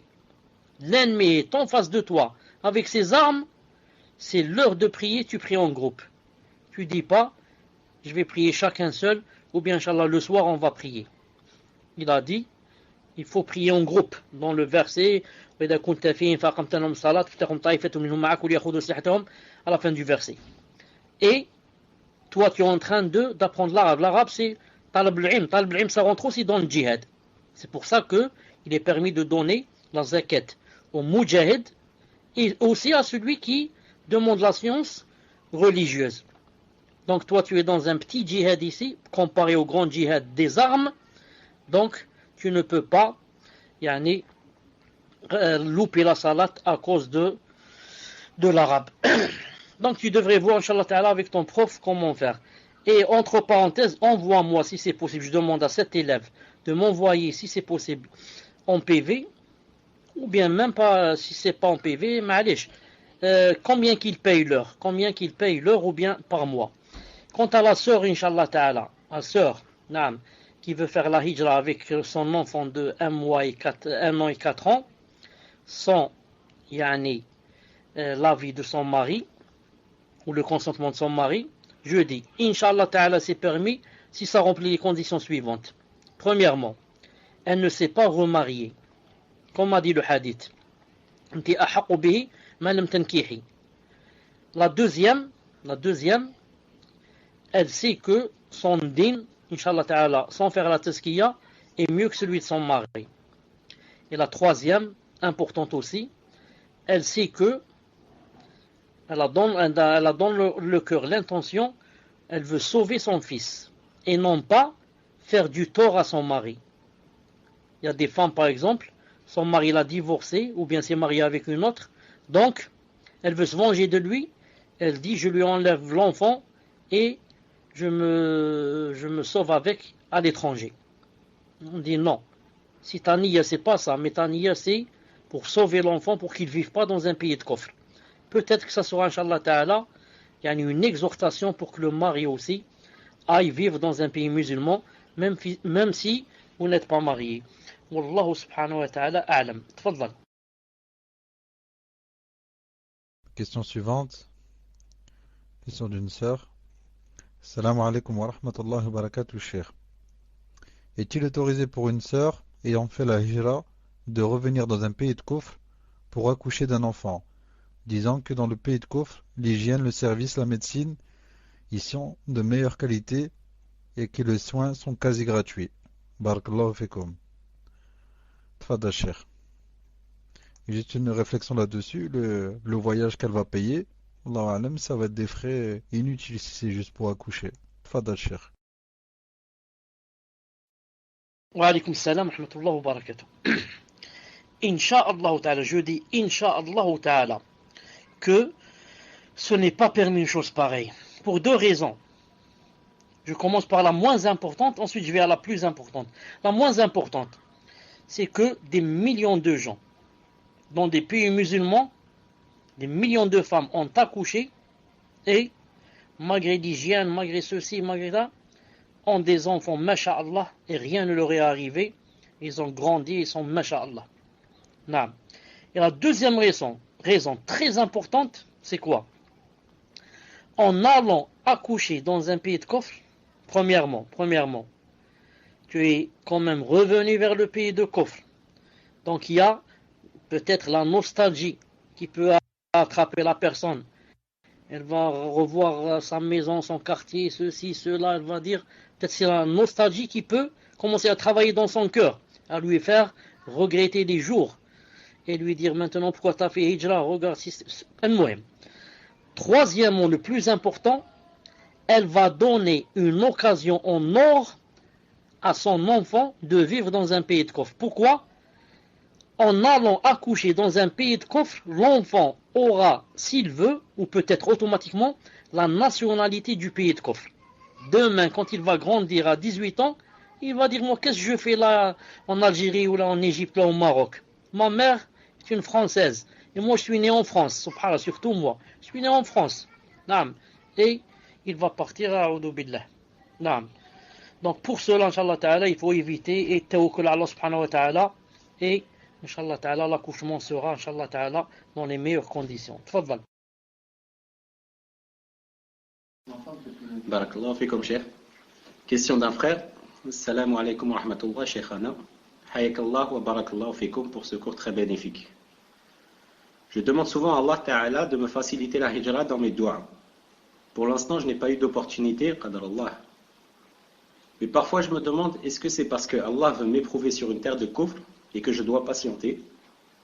Ou est-ce un manque de tawakkul de ma part, car je cherche un emploi avant de partir, alors que les compagnons avaient tout quitté pour pratiquer leur religion au mieux? Barakallahu fikum pour votre réponse, cher. Whisper, tu m'as pas donné le pseudo du frère pour l'ajouter dans les contacts. Al-Muhim. Naam, je réponds donc à cette question, je dirais comme salam wa barakatuhu. Naam, ça peut être les deux. Ça peut être les deux. De toute façon, maintenant, tant que tu es là-bas, tu es éprouvé. Tant que tu es dans un pays de kufr, tu es éprouvé. C'est une épreuve, c'est sûr. À rester là, entre les kuffars, tout est kufr, à droite, à gauche, en haut, en bas, na'udhu billah. Et la mort peut survenir à chaque instant. À chaque instant. Et il y a aussi un manque de tawakkul. Car la personne qui veut que tout soit tapissé pour partir et faire la hijra se trompe. Si tu crois que tu dois tout avoir ici, sinon tu ne fais pas la hijra, tu te trompes beaucoup. Mais la personne, Inch'Allah Ta'ala, elle a le nécessaire pour ne pas venir, plutôt pour ne pas aller dans un pays, dans le pays d'islam, pour tendre la main. C'est interdit de tendre la main. Donc, je prends avec moi le nécessaire, et Allah subhanahu wa ta'ala va m'ouvrir là-bas les portes, si je suis bi'idnahi ta'ala sincère. Allah ta'ala, si j'ai fait la hijra pour lui, je vais donc supporter, et les difficultés vont s'alléger bi'idnahi ta'ala. Car pour le visage d'Allah, tout s'allège. Pour le visage d'Allah, les grandes difficultés deviennent petites. Car j'espère la grande récompense en faisant cette hijra. C'est un grand statut. Muhajiroun, subhanallah al-azim. Muhajiroun ou l'Ansar. Donc c'est pour cela que la personne ne doit pas attendre qu'on lui tapisse le chemin pour qu'elle parte. Question d'une sœur. Assalamu alaikum wa rahmatullah, cher. Qu'Allah vous récompense pour ce rappel. Si une famille a une année d'économie pour vivre en terre d'islam, est-ce que cela devient une obligation pour elle d'accomplir la hijra, en sachant que dans ce pays musulman, elle n'aura pas de quoi vivre si ce n'est sur ses économies? Wallahu a'lam. Tfadal, cheikh. Wa alaykum salam, rahmatullah wa barakatuh. Une année, c'est masha'Allah. Une année, c'est masha'Allah. Comme ça vivait le prophète sallallahu alayhi wa sallam, quand il vendait les palmiers qu'il avait à Khaybar, il cachait pour vivre une année. Il cachait des provisions pour vivre une année. Donc toi, si tu vas faire la hijra en ayant de quoi, des provisions pour une année, tu as fait exactement comme faisait le prophète sallallahu alayhi wa sallam. Ensuite, en une année, Allah Ta'ala peut ouvrir beaucoup de portes. Beaucoup de portes, Allah subhanahu wa ta'ala peut ouvrir en une année. C'est pour cela que je vois, Allah subhanahu wa ta'ala alam, que si quelqu'un a les moyens de subsister une année, qu'il y ait tawakkul à Allah subhanahu wa ta'ala. Il y ait tawakkul à Allah subhanahu wa ta'ala, et Allah subhanahu wa ta'ala lui ouvrira ses portes. Bi'idnillahi ta'ala. Tfadal. Barakallahu fikum, cheikh. Question d'un frère qui dit: Assalamu alaikum wa rahmatullahi wa barakatuh, cheikh. Merci à tous les admins et qu'Allah Ta'ala vous accorde le firdaus. Amin. Afwan, je passe à la question suivante. Afwan. Question d'une sœur. Est-ce un péché, indallah, si lors de l'épreuve dans son fort intérieur, on se dit j'en ai marre, j'en peux plus, ou la volonté de fuir l'épreuve par tous les moyens licites? Allah fait comme cher.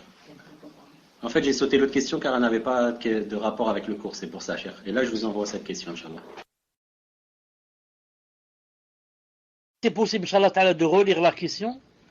Ensuite, je ne sais pas si vous êtes en train de lire seulement les questions du cours. Je ne sais pas si vous êtes en train de suivre cette méthode aujourd'hui ou pas.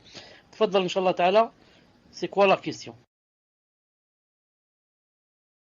En fait, cher, moi, je lis les questions en rapport avec le cours et le frère musulman lit les questions qui ne sont pas en rapport avec le cours. On fait une chacun. Et donc la question de la sœur, Assalamu alaikum Cheikh, qu'Allah vous récompense pour ce rappel. Est-ce un péché près d'Allah si lors de l'épreuve, dans son fort intérieur, on se dit j'en ai marre, j'en peux plus, ou on a la volonté de fuir l'épreuve par tous les moyens licites? Barakallahu fikum Cheikh. Wa alaykoum salam wa rahmatullahi wa barakatuh. Cela dépend qu'est-ce que ça veut dire j'en ai marre. Non, cela dépend que ça veut dire. Si c'est dans le sens où, pourquoi seulement ça m'arrive à moi ça? Moi j'en ai marre de ça. Si c'est dans ce sens, c'est mauvais, même très mauvais. C'est même mauvais et très mauvais. C'est pour ça que quand elle dit plus tard, j'en peux plus, ou bien la volonté de fuir l'épreuve par tous les moyens licites, fuir les épreuves, c'est pas possible, car les épreuves qui sont prédestinées doivent arriver. Mais comment les alléger? Les alléger quand elles arrivent. C'est pour ça que quelqu'un peut demander à Allah subhanahu wa ta'ala d'éloigner de lui les épreuves.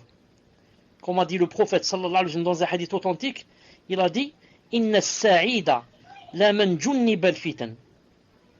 Écoutez ce qu'il a dit, Inna as-sa'ida qui la man junnibal fitan. Il a dit l'heureux. L'heureux, c'est celui qui, on lui évite les épreuves, les fitna. Il ne tombe pas dans les fitna. Donc je dis, toute personne, peut faire des doigts, et même doit faire si elle veut, pour que Allah subhanahu wa ta'ala, ne l'éprouve pas, ou pour que Allah subhanahu wa ta'ala, l'éloigne des fitna. Des fitna, c'est mieux que des épreuves. Car les épreuves, si elles sont écrites, elles viennent. Et des fois, les épreuves, c'est bien personne, même si elles croient que c'est pas bien pour elles. Mais quand l'épreuve arrive, il faudrait dire Inna lillahi wa inna ilayhi raji'un. Il faudrait dire Qaddar Allah wa ma shafa'al, ou bien Qadarullah wa ma shafa'al, et demander à Allah subhanahu wa ta'ala d'alléger. Et je vous dis une chose, plus la personne est pieuse et fait des efforts dans l'obéissance d'Allah et fait beaucoup d'obéissance avec sincérité, plus les épreuves vont paraître très légères bi'idhnillahi ta'ala, même si l'épreuve est grande. Même si l'épreuve est grande aux yeux des gens, pour la personne qui, mashallah, fait des efforts dans l'obéissance d'Allah subhanahu wa ta'ala, jeûne surrogatoire, prière surrogatoire, fait de l'aumône toujours, et comme ça, s'éloigne de la médisance, du mensonge, d'hypocrisie, quand l'épreuve va venir, bi'idhnillahi ta'ala, elle va être légère. Comparé à celui qui a un cœur vide, tout le temps dans les futilités, celui-là, une petite épreuve, elle risque de le faire couler. Voilà, Inch'Allah ta'ala, comment doit se comporter un musulman, bi'idhnillahi ta'ala, et puisse Allah subhanahu wa ta'ala éloigner de nous toute fitna. Puisse Allah subhanahu wa ta'ala على في جوله أن جل في عله أن يبعد عنا كل فتنة وأن يقينا كل فتنة. تفضل. Chéri, vous n'avez pas indiqué jusqu'à quelle heure vous faites les questions-réponses. Donc dites-le nous, Inch'Allah. Question suivante. Salam alaikum wa rahmatullahi wa barakatuh à tous. Voici ma question. Il existe un hadith relatant l'histoire d'une femme qui a obéi à son époux lui ayant interdit de sortir de sa maison avant de partir en voyage. Puis que lorsqu'elle apprit que son père était malade puis mort, elle resta chez elle. Lorsque le prophète sallallahu alayhi wa sallam eut vent de ce fait, fit savoir à la femme que par son obéissance en son mari, son père était rentré au paradis. Ce hadith est-il sahih? Existe-t-il un livre en français rassemblant tous les hadiths que Cheikh Al-Albani a authentifiés? Sinon, quel autre livre du même genre pouvez-vous nous conseiller en français? Qu'Allah nous accorde à tous la patience, l'endurance et la satisfaction dans l'épreuve. Tfadal Cheikh. Amin. Le hadith que la personne vient de citer est un hadith qui n'est pas vrai. Cheikh Kishk rahimahullah, très connu, l'Égyptien qui est mort rahimahullah, le citait souvent. Mais c'est un hadith qui est forgé et menti sur le prophète sallallahu alayhi wa sallam. Y a-t-il un livre qui groupe tous les livres de Cheikh Al-Albani en français? Je dis, En arabe, il n'y a pas. Comment se pourrait-il qu'il y ait en français? En arabe, il n'y a pas un livre qui groupe tous les livres Cheikh Al-Albani. Donc, qu'en est-il en français? Troisièmement, quel livre conseiller? Naam. C'est vous qui êtes en France, je ne sais pas qu'est-ce qu'il y a dans vos librairies. Mais il y a des livres, masha'Allah, qu'il faut lire, comme dans la Aqida, par exemple, le dogme du monothéisme de Cheikh Fawzan. Voilà. Naam. Déjà, si c'est Sahiha, il fait plus de 15 tomes. Donc, il y a des livres, naam, il y a des livres comme ça en français. Je n'ai pas les titres là avec moi. Si vous avez quelques titres, Inch'Allah Ta'ala, vous nous les donnez pour les frères. Et pour les frères et les sœurs, Inch'Allah Ta'ala. Mais il faut tomber sur les livres, les vrais, les livres des grands savants. Pas les livres des Mubtadi'a. Pas des livres des Mubtadi'a. Donc, dans toute matière, Inch'Allah Ta'ala, que ce soit fiqh, que ce soit aqida, que ce soit biographie du prophète, que ce soit, il y a toujours des livres en français qui sont masha'Allah. Donc, Inch'Allah Ta'ala, vous voyez avec les autres sœurs comment, Inch'Allah, avoir la liste de ces livres, bi'idnillahi Ta'ala. Taïb, quelqu'un a dit dans le cours passé, il a dit que l'édition Darus Salam, elle demande des livres sur les hadiths. Naam. Est-ce que vous connaissez des livres en français? Je ne connais pas. Je sais qu'il y a Riyadus Salihin en français. Il y a le livre Riyadus Salihin en français. Même s'il contient 3 ou 4 hadiths faibles, mais en général, il est bon. Est-ce que vous connaissez, vous, d'autres livres? Inch'Allah, Sahih al-Bukhari. Oui, voilà, il y a Sahih al-Bukhari en français. Celui-là, tout ce qui contient comme hadith, ils sont authentiques. Il faudrait juste essayer de connaître leur explication aussi, c'est très important. Donc si vous avez d'autres livres, Inch'Allah Ta'ala, dites-le nous. Sahih Muslim. Donc quelqu'un a dit que dans l'édition Darus Salam, il y a un livre où ils ont dit que celui qui ne juge pas avec les lois d'Allah subhanahu wa ta'ala, il a dit même, attendez, qu'est-ce qu'il a dit? Il a dit même s'il reconnaît qu'il faut juger avec les lois d'Allah, ou bien même s'il reconnaît qu'il est dans l'erreur, ils ont dit qu'il est kafir. Je dis, ça c'est une faute. Non. Ce sont les takfiris qui disent comme ça.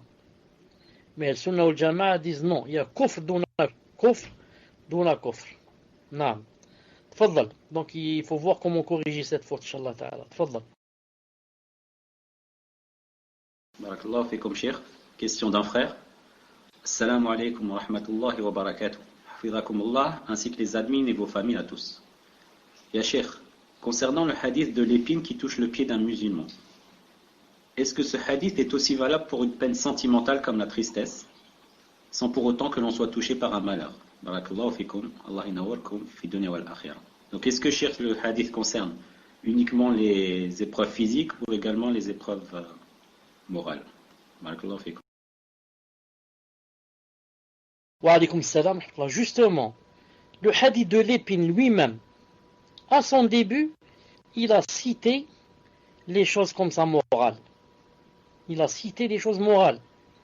Il a dit qu'il n'y a pas un nasab ou bien un wasab qui touche le musulman, c'est-à-dire même une tristesse qui touche le musulman. Il a dit que ça rentrait dans l'épreuve. Ensuite, à la fin, il a dit même une épine, même l'épine, ça touche. Donc, tout ce qui te rend le cœur chagriné, tout ce qui te rend le cœur chagriné et gros, pour des choses permises, bien sûr, pour des choses permises. Ça te fait mal dans le cœur, ça rentre dans l'épreuve bi'idnillahi ta'ala, d'après le début du hadith lui-même, incha'Allah ta'ala. Tfaddal. Question suivante. Et cher, vous n'avez pas répondu pour la fin des questions-réponses. Sachant qu'on n'a pas entendu tout à l'heure ce que vous disiez sur les heures des prochains dars, Inch'Allah. Donc, question d'une sœur. Assalamu alaikum wa rahmatullahi wa barakatuh. Ma question est, doit-on lever l'index lors de la dua après le wudu, et doit-on aussi lever pour la dua le dhikr après la salat? Wa jazakumullahu khayran. Tfadal, Cheikh. Pour la fin du cours, Inch'Allah Ta'ala, vous savez que quand il reste une demi-heure, vous allez voir le timer sur l'affiche qui va s'afficher. Quand il reste une demi-heure, il va commencer à compter 30, 29, 28, 27 et on descend. Donc tant qu'il n'y a pas le timer, le chrono, tant qu'il n'est pas affiché, ça veut dire qu'il reste plus d'une demi-heure. Ça veut dire qu'il reste plus d'une demi-heure, bi'idhnillahi ta'ala. Quant à ce que j'ai dit tout à l'heure sur les horaires, j'ai dit que à la fin du cours, quand il va rester 2 ou 3 minutes, on va descendre toutes les mains et faire un vote pour savoir est-ce que vous voulez que pour les prochains cours, on termine comme on est maintenant, ou bien vous voulez qu'on commence à 20h30. 20h30 chez nous ici en Algérie. 20h30. 19h30 en Algérie, ça veut dire 20h30 chez vous. Non. Donc si vous voulez, on commence à 20h30. Ensuite, je vais faire ça et je reviens. Ou bien vous voulez qu'on commence comme aujourd'hui, mais avec la différence qu'il sera chez moi 21h15 et chez vous 20h15. Wallahu alam. À la fin, Inch'Allah Ta'ala, on fera le vote. Non. On verra, Inch'Allah Ta'ala. Tfadal. Tfadal pour la question, Inch'Allah. Barakallahu fikum, Cheikh. Question suivante, question d'une sœur qui dit Salam alaikum wa rahmatullahi wa barakatuh, ya Cheikh. Qu'Allah vous récompense pour ce que vous faites.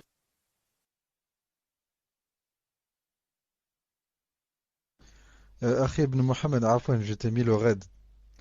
Car le cher n'a pas répondu en fait la dernière question que je lui ai lue sur le fait de lever l'index. Afwan, je t'ai mis le raid. Tfadal, cher.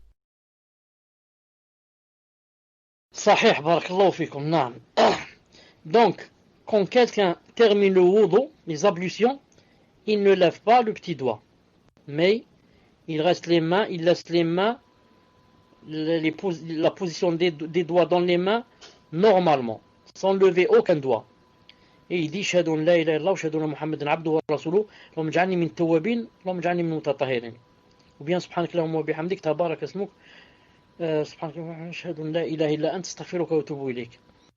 المهم, dans les deux, il ne lève pas le doigt. La même chose quand il termine la salat. Elle a dit quand on termine la salat. Et pour la dua du dhikr après la salat. Non, quand on dit subhanallah, subhanallah, ensuite alhamdulillah, alhamdulillah, Allahu akbar, Allahu akbar. Ensuite, pour terminer, on dit la ilaha illallah wahdahu la sharika lah lahul mulk. Non, là aussi on ne lève pas le doigt. Mais on termine normalement en disant la ilaha illallah wahdahu la sharika lah lahul mulk wa lahul hamdu wa la kulli shay'in qadir. Non. Tfaddal. De toute façon, il faudrait voir, Inch'Allah Ta'ala, comment on commence à faire des cours sur le fiqh, etc.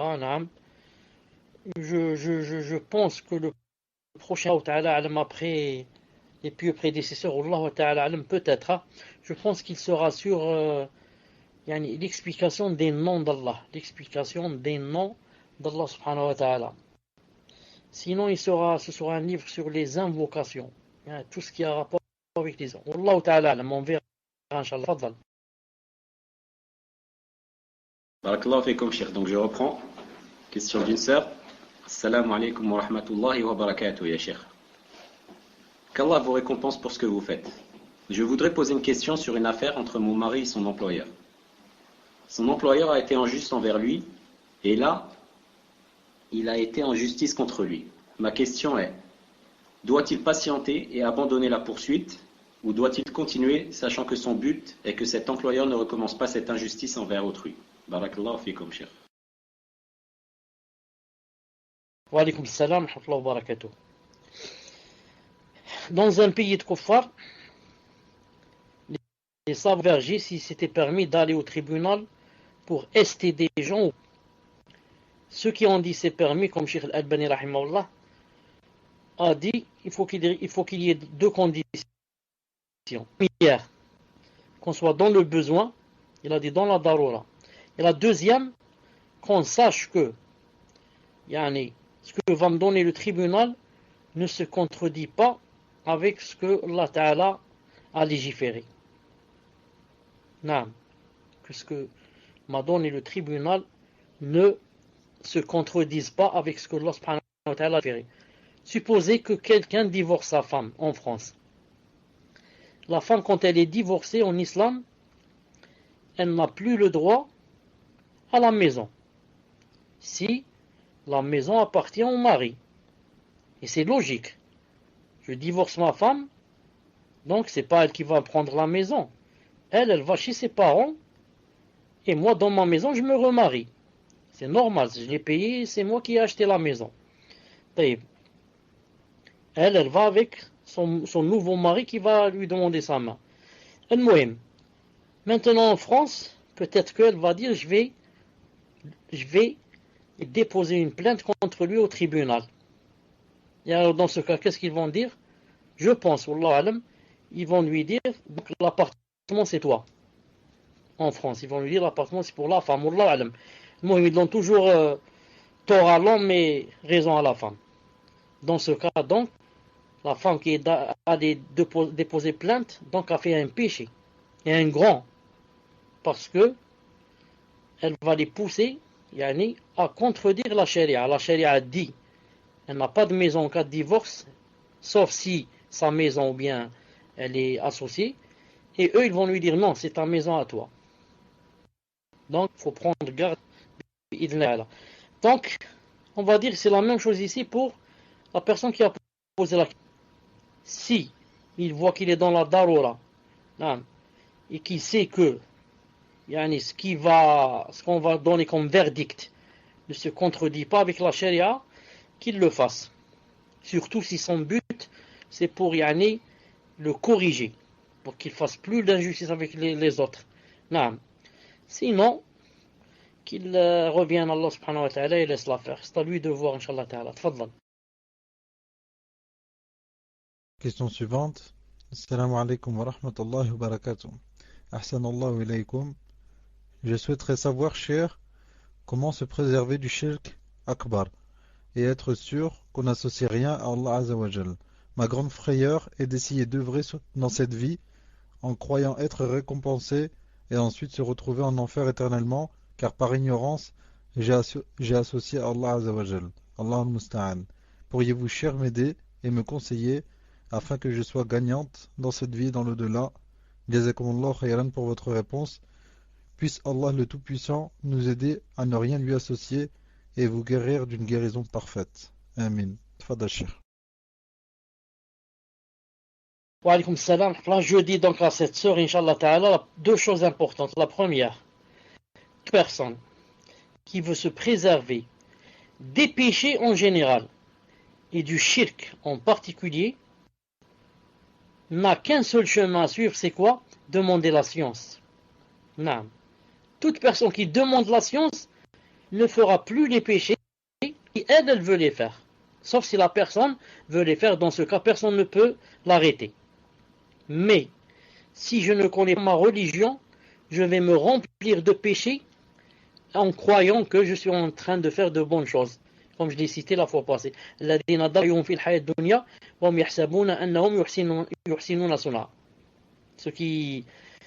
qui, leurs œuvres dans ce bas monde ont été égarés et qui croient qu'ils sont en train de faire de bonnes choses. La deuxième, très importante, j'apaise le cœur de la sœur. J'apaise le cœur de la sœur en lui disant, quand elle a dit que j'ai peur, donc elle a dit de me trouver en enfer éternellement alors que je croyais que je faisais de bonnes œuvres. Je lui dis, sache bi'idnillah subhanahu wa ta'ala que personne n'entrera en enfer tant qu'il ne savait pas. Tant qu'il ne savait pas que cette chose faisait entrer en enfer. Qu'en est-il? Ok, Inch'Allah. Donc, question d'un frère. Salam alaikum. Qu'Allah vous récompense pour ce que vous faites et nous aide à avoir la vraie patience. Mon fils de 3 ans participe à des cours de Coran dans une association tenue par des frères. Alhamdulillah, il a bien appris, mais il a beaucoup de mal à y aller. Je dois le forcer et même m'énerver. Il y va en pleurs. Il se plaint et dit que le muallim le tape des fois. Je ne sais pas si cela est vrai. J'ai peur que ceci le traumatise. Que dois-je faire? Barakallahu fikum. Tfadal, Cheikh. Alaykoum salam wa barakatuh. Dans beaucoup de cas, yani, les enfants mentent. Dans beaucoup de cas, les enfants mentent. Et quand ils ne veulent pas y aller, ils nous frappent, etc. Même s'ils frappent d'autres. Ils frappent d'autres, ils disent, yani, on est frappé. Donc la solution consiste à quoi? À envoyer le mari parler avec le professeur là. Et lui dire que, est-ce que c'est vrai que vous frappez les enfants, etc. Et que mon fils se plaint et j'ai peur que, yani, à cause de cela, il arrête. Et yani, s'il lui donne des lui dit que yani, faut aller doucement avec les enfants, etc. Et il voit d'abord si c'est vrai ou pas. Non. Sinon, il faut, Inch'Allah Ta'ala, yani, persévérer avec lui pour qu'il apprenne le Coran, même si c'est difficile. C'est difficile de patienter, persévérer, mais yani, c'est une occasion en or, Inch'Allah Ta'ala, qu'il ne faut pas laisser passer, surtout qu'il est jeune. Quand il va prendre de l'âge, ce sera très difficile pour lui apprendre quoi que ce soit. Bi'idhnillahi Ta'ala. Tfaddal. Barakallahu fikum, Cheikh. Question d'un frère. Assalamu alaikum, ya Cheikh. Comment sait-on qu'on est éprouvé? Et est-ce qu'on peut être éprouvé par Allah Azza wa Jal sans savoir de quoi on a été éprouvé? Jazakumullahu khayran. Qu'Allah vous fasse entrer au paradis. Barakallahu fikum. Comment sait-on qu'on est éprouvé? C'est simple. Quand un malheur nous arrive, c'est une épreuve. On est éprouvé. Quand un malheur nous arrive, on est éprouvé. Reste maintenant si on est éprouvé yani, par les péchés qu'on a fait, ou laisse une épreuve qui vient spécialement de Allah subhanahu wa ta'ala sans péché. Al-Muhim. Dans la plupart du temps, on doit dire que ça vient à cause des péchés. Et la personne dit, peut-on être éprouvé sans savoir de quoi on a été éprouvé? C'est normal. Des fois, on ne peut pas se rappeler ce qu'on a fait. Des fois, on fait des péchés, mais on ne s'en rappelle pas. Ou peut-être que la personne en fait tellement que ça devient pour elle une chose normale. Et que ça t'est arrivé à cause de telle et telle chose. Comme j'ai dit la fois passée, l'essentiel, c'est ce n'est pas de savoir est-ce que c'est à cause des péchés ou bien c'est une épreuve spécialement d'Allah. Mais l'essentiel, c'est traverser. Comment traverser cette épreuve et agréer le destin et ne pas courroucer Allah subhanahu wa ta'ala contre moi. Sortir de cette épreuve bi'idhnillahi ta'ala. Tfadhal. Question suivante, question d'une sœur. Salam alaikum wa rahmatullah, Cheikh. Hafizakumullah. Barakallahu fikum. Il y a ici un imam qui a dit que l'on pouvait voir de nos jours encore les anges sous l'apparence humaine. J'ai vu que Cheikh Fawzan, Hafizahullah, a dit aux gens qui ont prétendu voir les anges en Syrie qu'ils avaient vu plutôt des djinns. Donc pouvez-vous nous éclairer sur ce sujet? Et je rappelle à tout le monde que c'est une seule question par personne. Barakallahu fikum. Tfadal, Cheikh. C'est ce que je pense, moi, Allah subhanahu wa ta'ala. Parce que les anges, Allah ta'ala dit dans le Coran que s'il les faisait descendre en tant qu'anges, ça serait impossible pour que les personnes les voient. Car ils ont une forme qui n'est pas naturelle. Donc impossible de voir un ange dans sa vraie quoi? Dans sa vraie créature. C'est pour ça que le prophète aslam ne l'a vu, mais il l'a vu plutôt sous forme d'homme, comme dans le hadith de ils étaient assis, la personne est venue avec les cheveux noirs, les habits blancs, etc., comme vous savez. Donc, il n'y a que deux alternatives. Si Allah Ta'ala voulait envoyer des anges sur terre, ou bien sous forme d'anges, ce qui est impossible pour que les gens puissent les voir dans leur vraie créature, ou bien il va les envoyer en tant comme nous. Et dans ce cas, s'il les envoie en tant comme nous, personne ne va savoir que ce sont des hommes. C'est pour ça que Jibril alayhi salam, quand il est venu avec les cheveux noirs et les habits blancs, propres, etc., comme dans le hadith vous connaissez, c'est quand il est parti que le prophète leur a dit, vous savez c'est qui celui-là? Ils ont dit non. Il a dit c'est Jibril. Donc s'il envoie un ange sous forme humaine, personne ne peut le reconnaître. Donc à quoi ça sert qu'il l'envoie? À quoi ça sert qu'il l'envoie? Donc il est possible qu'il soit envoyé mais que les gens ne savent pas.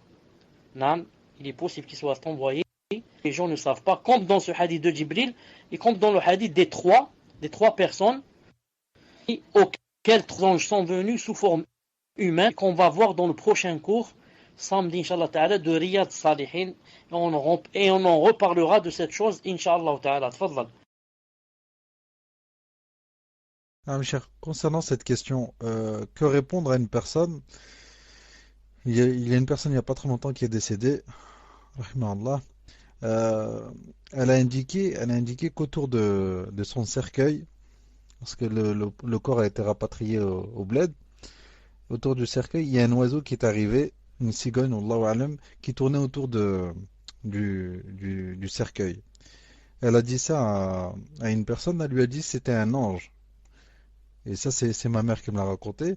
Et je lui ai dit, c'est impossible que ce soit un ange. Que répondre aux personnes chères qui croient ces petites histoires en leur disant en leur faisant croire que voilà, que c'est un ange parce que c'est un oiseau c'est pur, etc.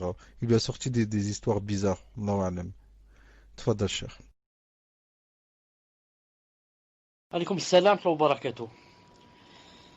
Mais ici il y a deux choses importantes. La première, c'est toujours de dire aux gens que Omar ibn Khattab, Uthman ibn Affan, Abu Huraira, Ali ibn Abi Talib, les grands sahaba, les 10 promis pour le paradis, etc., tous sont morts et sont mieux que ce mort-là dont ta mère ou ta grand-mère a parlé. Et, subhanallah al-azim, aucun oiseau tourné au deux. Ça, c'est la première des choses. Subhanallah, tous les sahaba ont promu. Le Nabi Hassan leur a promis le paradis et aucun oiseau n'est venu tourner. Donc, on va dire que cet oiseau est venu comme ça. C'est-à-dire que il passait pas, il a perdu la boussole, il a tourné 2-3 fois, il est parti. C'est tout. Deuxièmement, Cheikh Al-Albani rahimahullah a authentifié un hadith. Si je me rappelle bien, c'est dans le livre Sunna, où il a dit que dans la janaza de Abdullah ibn Abbas, le grand savant, l'exégète, le cousin du prophète, sallallahu ta'ala anhu, quand il est mort, quand on l'a mis dans sa tombe, un grand oiseau blanc, genre cigogne ou quelque chose comme ça, blanc, mais vraiment blanc, ils ont dit grand, vraiment grand, est venu, il est rentré dans sa tombe, dans la tombe de Abdullah ibn Abbas, et ils l'ont quoi? Et ils l'ont enterré avec. Alors, s'il est rentré, où est-ce qu'ils vont le trouver maintenant? Alors, s'ils avaient mis le défunt dans la tombe, etc. Donc, ils l'ont enterré. Certains, ou alors peut-être la plupart de ceux qui ont expliqué ce hadith, ils ont dit, c'est quoi cet oiseau? Ils ont dit, c'est le ilm. C'est le ilm qu'avait ce savant, ce sahabi radiyallahu ta'ala anhu, donc qui s'est représenté dans cet oiseau bi'idnillahi ta'ala. Tfadlal. Je pose la question, donc question d'une sœur. Assalamu alaikum. Qu'Allah vous récompense pour ces doros. Voici ma question. Vous avez parlé de l'homme aveugle durant le dars. Je voulais savoir si une personne a des problèmes de vue. Cela veut-il dire qu'Allah l'a privilégié aussi? Jazakumullahu khairan. Wa alaykum salam wa rahmatullah.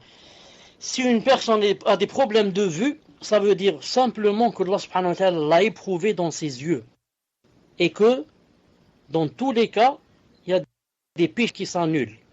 Et que si la personne patiente, en plus de cela, elle a des récompenses. Contredisent le fait que aller chez un ophtalmologue ou alors un opticien pour mettre des lunettes. Naam. Mais dans tous les cas, Inch'Allah Ta'ala, la personne a beaucoup de péchés qui s'annulent. Ici, elle patiente beaucoup de hasanat, Inch'Allah Ta'ala. Tfaddal. Question suivante, question d'une sœur. Assalamu alaikum wa rahmatullah, cher. Qu'Allah vous récompense, ainsi que les admins. Amin. Mon père, qu'Allah le préserve, a des pertes de mémoire, et il se trompe dans la salat. Même si je lui dis, je vois bien qu'il ne se rend pas compte. Doit-il continuer à prier quand même, ou doit-il arrêter de faire la salat? Barakallahu fikum. Tfaddal, cher. Wa alaykum salam, rahmatullah. La personne dit, mon père a des pertes de mémoire. Il se trompe dans la salat. Même si je lui dis, je vois bien qu'il ne s'en rend pas compte. Doit-il continuer à prier quand même ou doit-il arrêter de faire la salat? Non. Il doit continuer à faire la salat bi'idhnillahi ta'ala, même s'il a des mémoires. C'est-à-dire qu'il prie comme il peut. Comme il peut. La yukallifu Allahu nafsan illa wus'aha. Ce qu'il peut faire dans la prière, il le fait. Même si dans la salat, il dit Allahu Akbar, ensuite il parle. Il dit, donnez-moi de l'eau, là il oublie qu'il est dans la salat, ensuite il reprend, ensuite il quitte, ensuite il reprend, ensuite il rentre. Al-Muhim, il fait la prière, bi'idhnillahi ta'ala, comme il peut. Allah ta'ala ne lui a pas demandé plus que cela. Et vous, quand vous pouvez corriger, vous corrigez, Allah ta'ala. Tfaddal. Barakallahu fikum, cher. En fait, avant de vous poser une question, il y a une sœur qui souhaiterait avoir des précisions par rapport au shirk. Elle dit, si j'ai bien compris, Allah Azza wa Jal ne nous jugera pas pour les péchés faits par ignorance. Est-ce valable pour le shirk akbar, si on meurt et qu'on a associé par ignorance? Barakallahu fikum. Wa alaykum salam, rahmatullah wa barakatuh. Cheikh Ibn Uthaymin a dit comme ça, oui. Cheikh Ibn Uthaymin a dit dans ses livres, il a dit même le kufr et le kufr et shirk, c'est la même chose. Sauf que le kufr, c'est quoi? Le kufr, ça veut dire qu'il n'y a pas d'association dans le kufr, et que le shirk, c'est pour ça que tout shirk, c'est du kufr, et pas tout kufr, c'est du shirk. Cheikh Ibn Uthaymin a dit, même le kufr, si la personne ne savait pas que c'était du kufr, Allah Ta'ala, avec sa miséricorde, ne fait jamais rentrer quelqu'un en enfer éternellement, alors qu'il ne savait pas que cette chose faisait rentrer en enfer éternellement.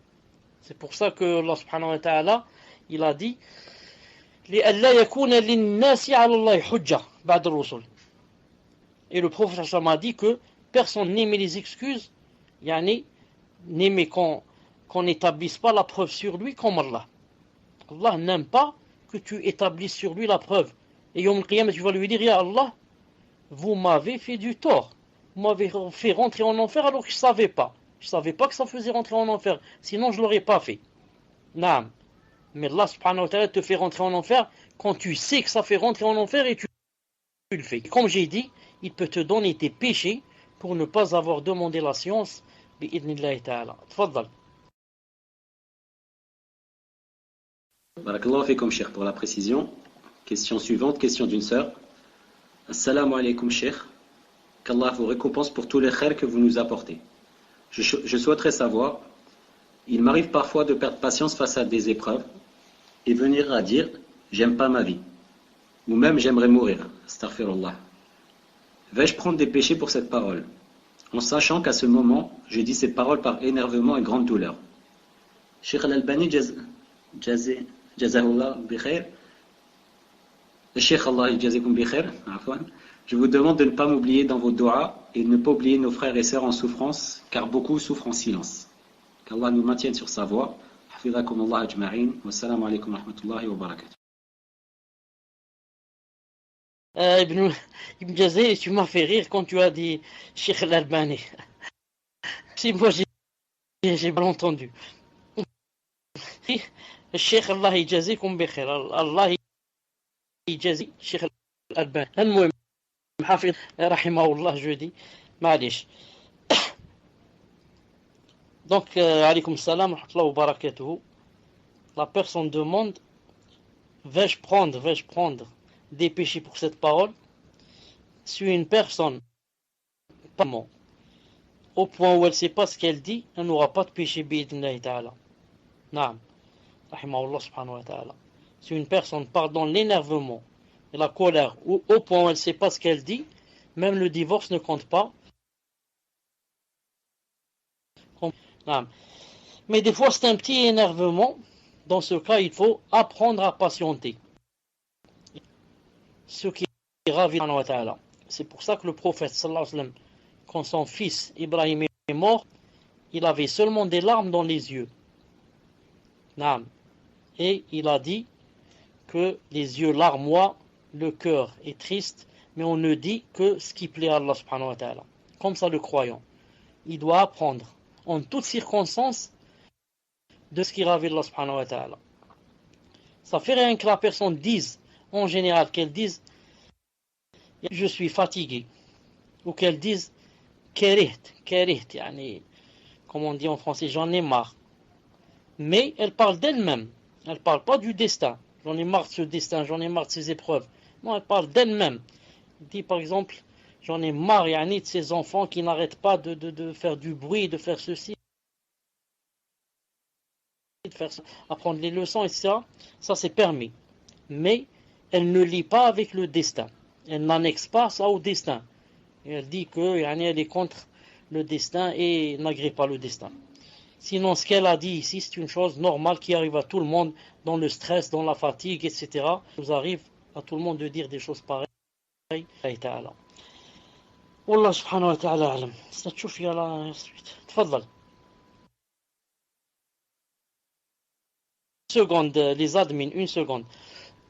Muslim, Medjazeri et Fawzi. Vous m'entendez? Taïb. Est-ce que les personnes qui ont les mains levées dans ce salon, ici, les personnes qui ont les mains levées dans ce salon, est-ce que les mains levées ont une influence sur le fait de poser les questions, ou bien je peux leur descendre la main pour faire les horaires du cours? Ou est-ce que c'est important qu'ils laissent les mains comme ça levées? Déjà, il ne reste que 8 minutes. Tfadal. Ah, mes chers, j'ai quelques questions d'avance, donc c'est bon, Inch'Allah, vous pouvez baisser les mains. Car malheureusement, pour les autres, leurs questions ne seront pas lues. Tfadal, cher. Inch'Allah ta'ala, on va attendre pour les 2 dernières minutes, Inch'Allah ta'ala. Continuez les questions. Ah, ok, cher. Donc, question d'un frère. Salam alaikum, cher. Qu'Allah vous récompense. J'aimerais savoir quels doivent être les beaux-frères et belles-sœurs s'il arrive de se croiser chez la famille. Je vous pose cela par rapport au fait de se passer le salam, car nous évitons la mixité, walhamdulillah. Je vous aime, Allah, cher, qu'Allah vous bénisse. Fadal, cher. Puisse Allah subhanahu wa ta'ala vous aimer en lui, comme vous m'avez aimé en lui. Si par exemple dans une famille, il y a un repas par exemple familial, et qu'on s'assoit, hommes et femmes, et que les femmes soient avec leur mahram, et dans la tenue, avec la tenue islamique, et qu'il n'y a pas de suspicion, il n'y a pas de suspicion, d'après Cheikh Ben Baz rahimahullah, et j'ai la fatwa si vous voulez, je vous la lise la prochaine fois, maintenant il ne reste pas beaucoup de temps, il a dit que c'est permis, et même Cheikh Ben Uthaymin rahimahullah, il a dit que c'est permis si les conditions sont remplies, sont avec l'homme, et on le vice, etc. Et chaque épouse est assise devant son mahram, son père, il a dit, Inch'Allah ta'ala, que c'était permis, bi'idhnillahi ta'ala. Donc, c'est permis quand on se rencontre, quand on se croise dans la maison, de se passer le salam, de demander comment ça va, comment vont les enfants, etc.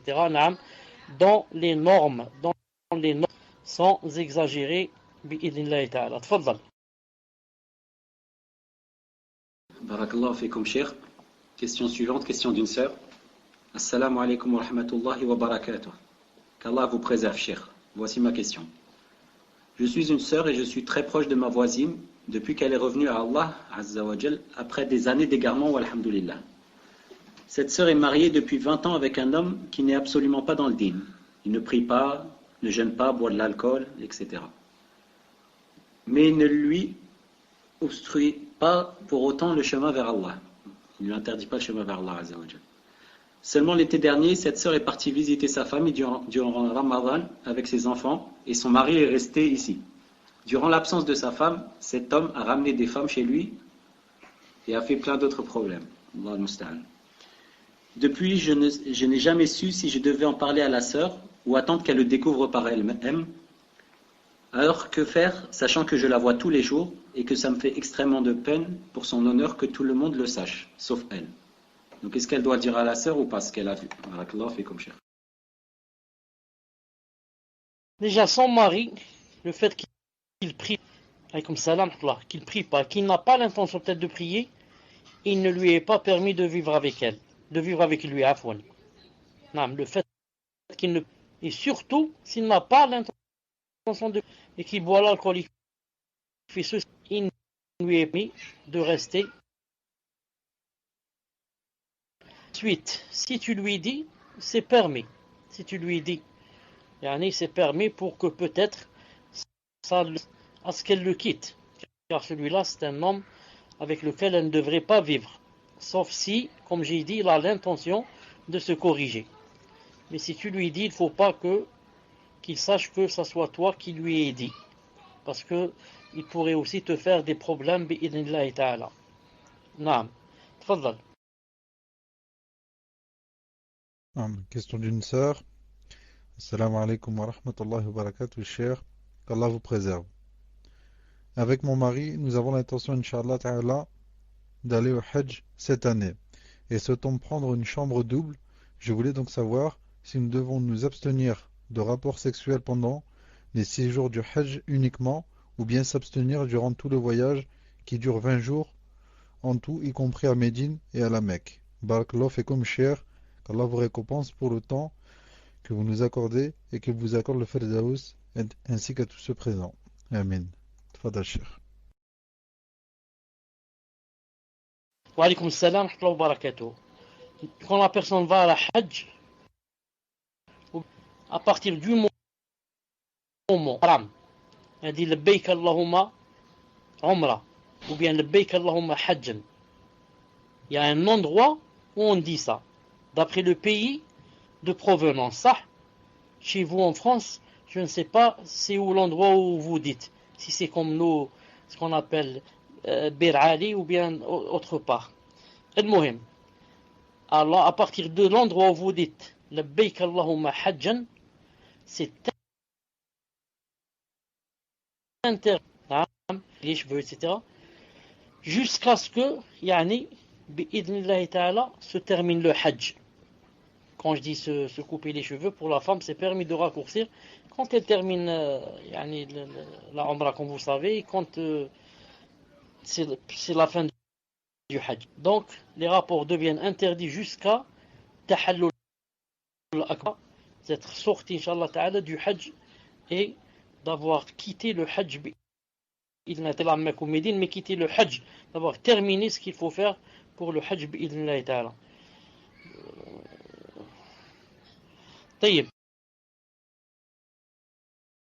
Le frère qui a posé la question, en parlant d'Darussalam, n'a pas cité le livre.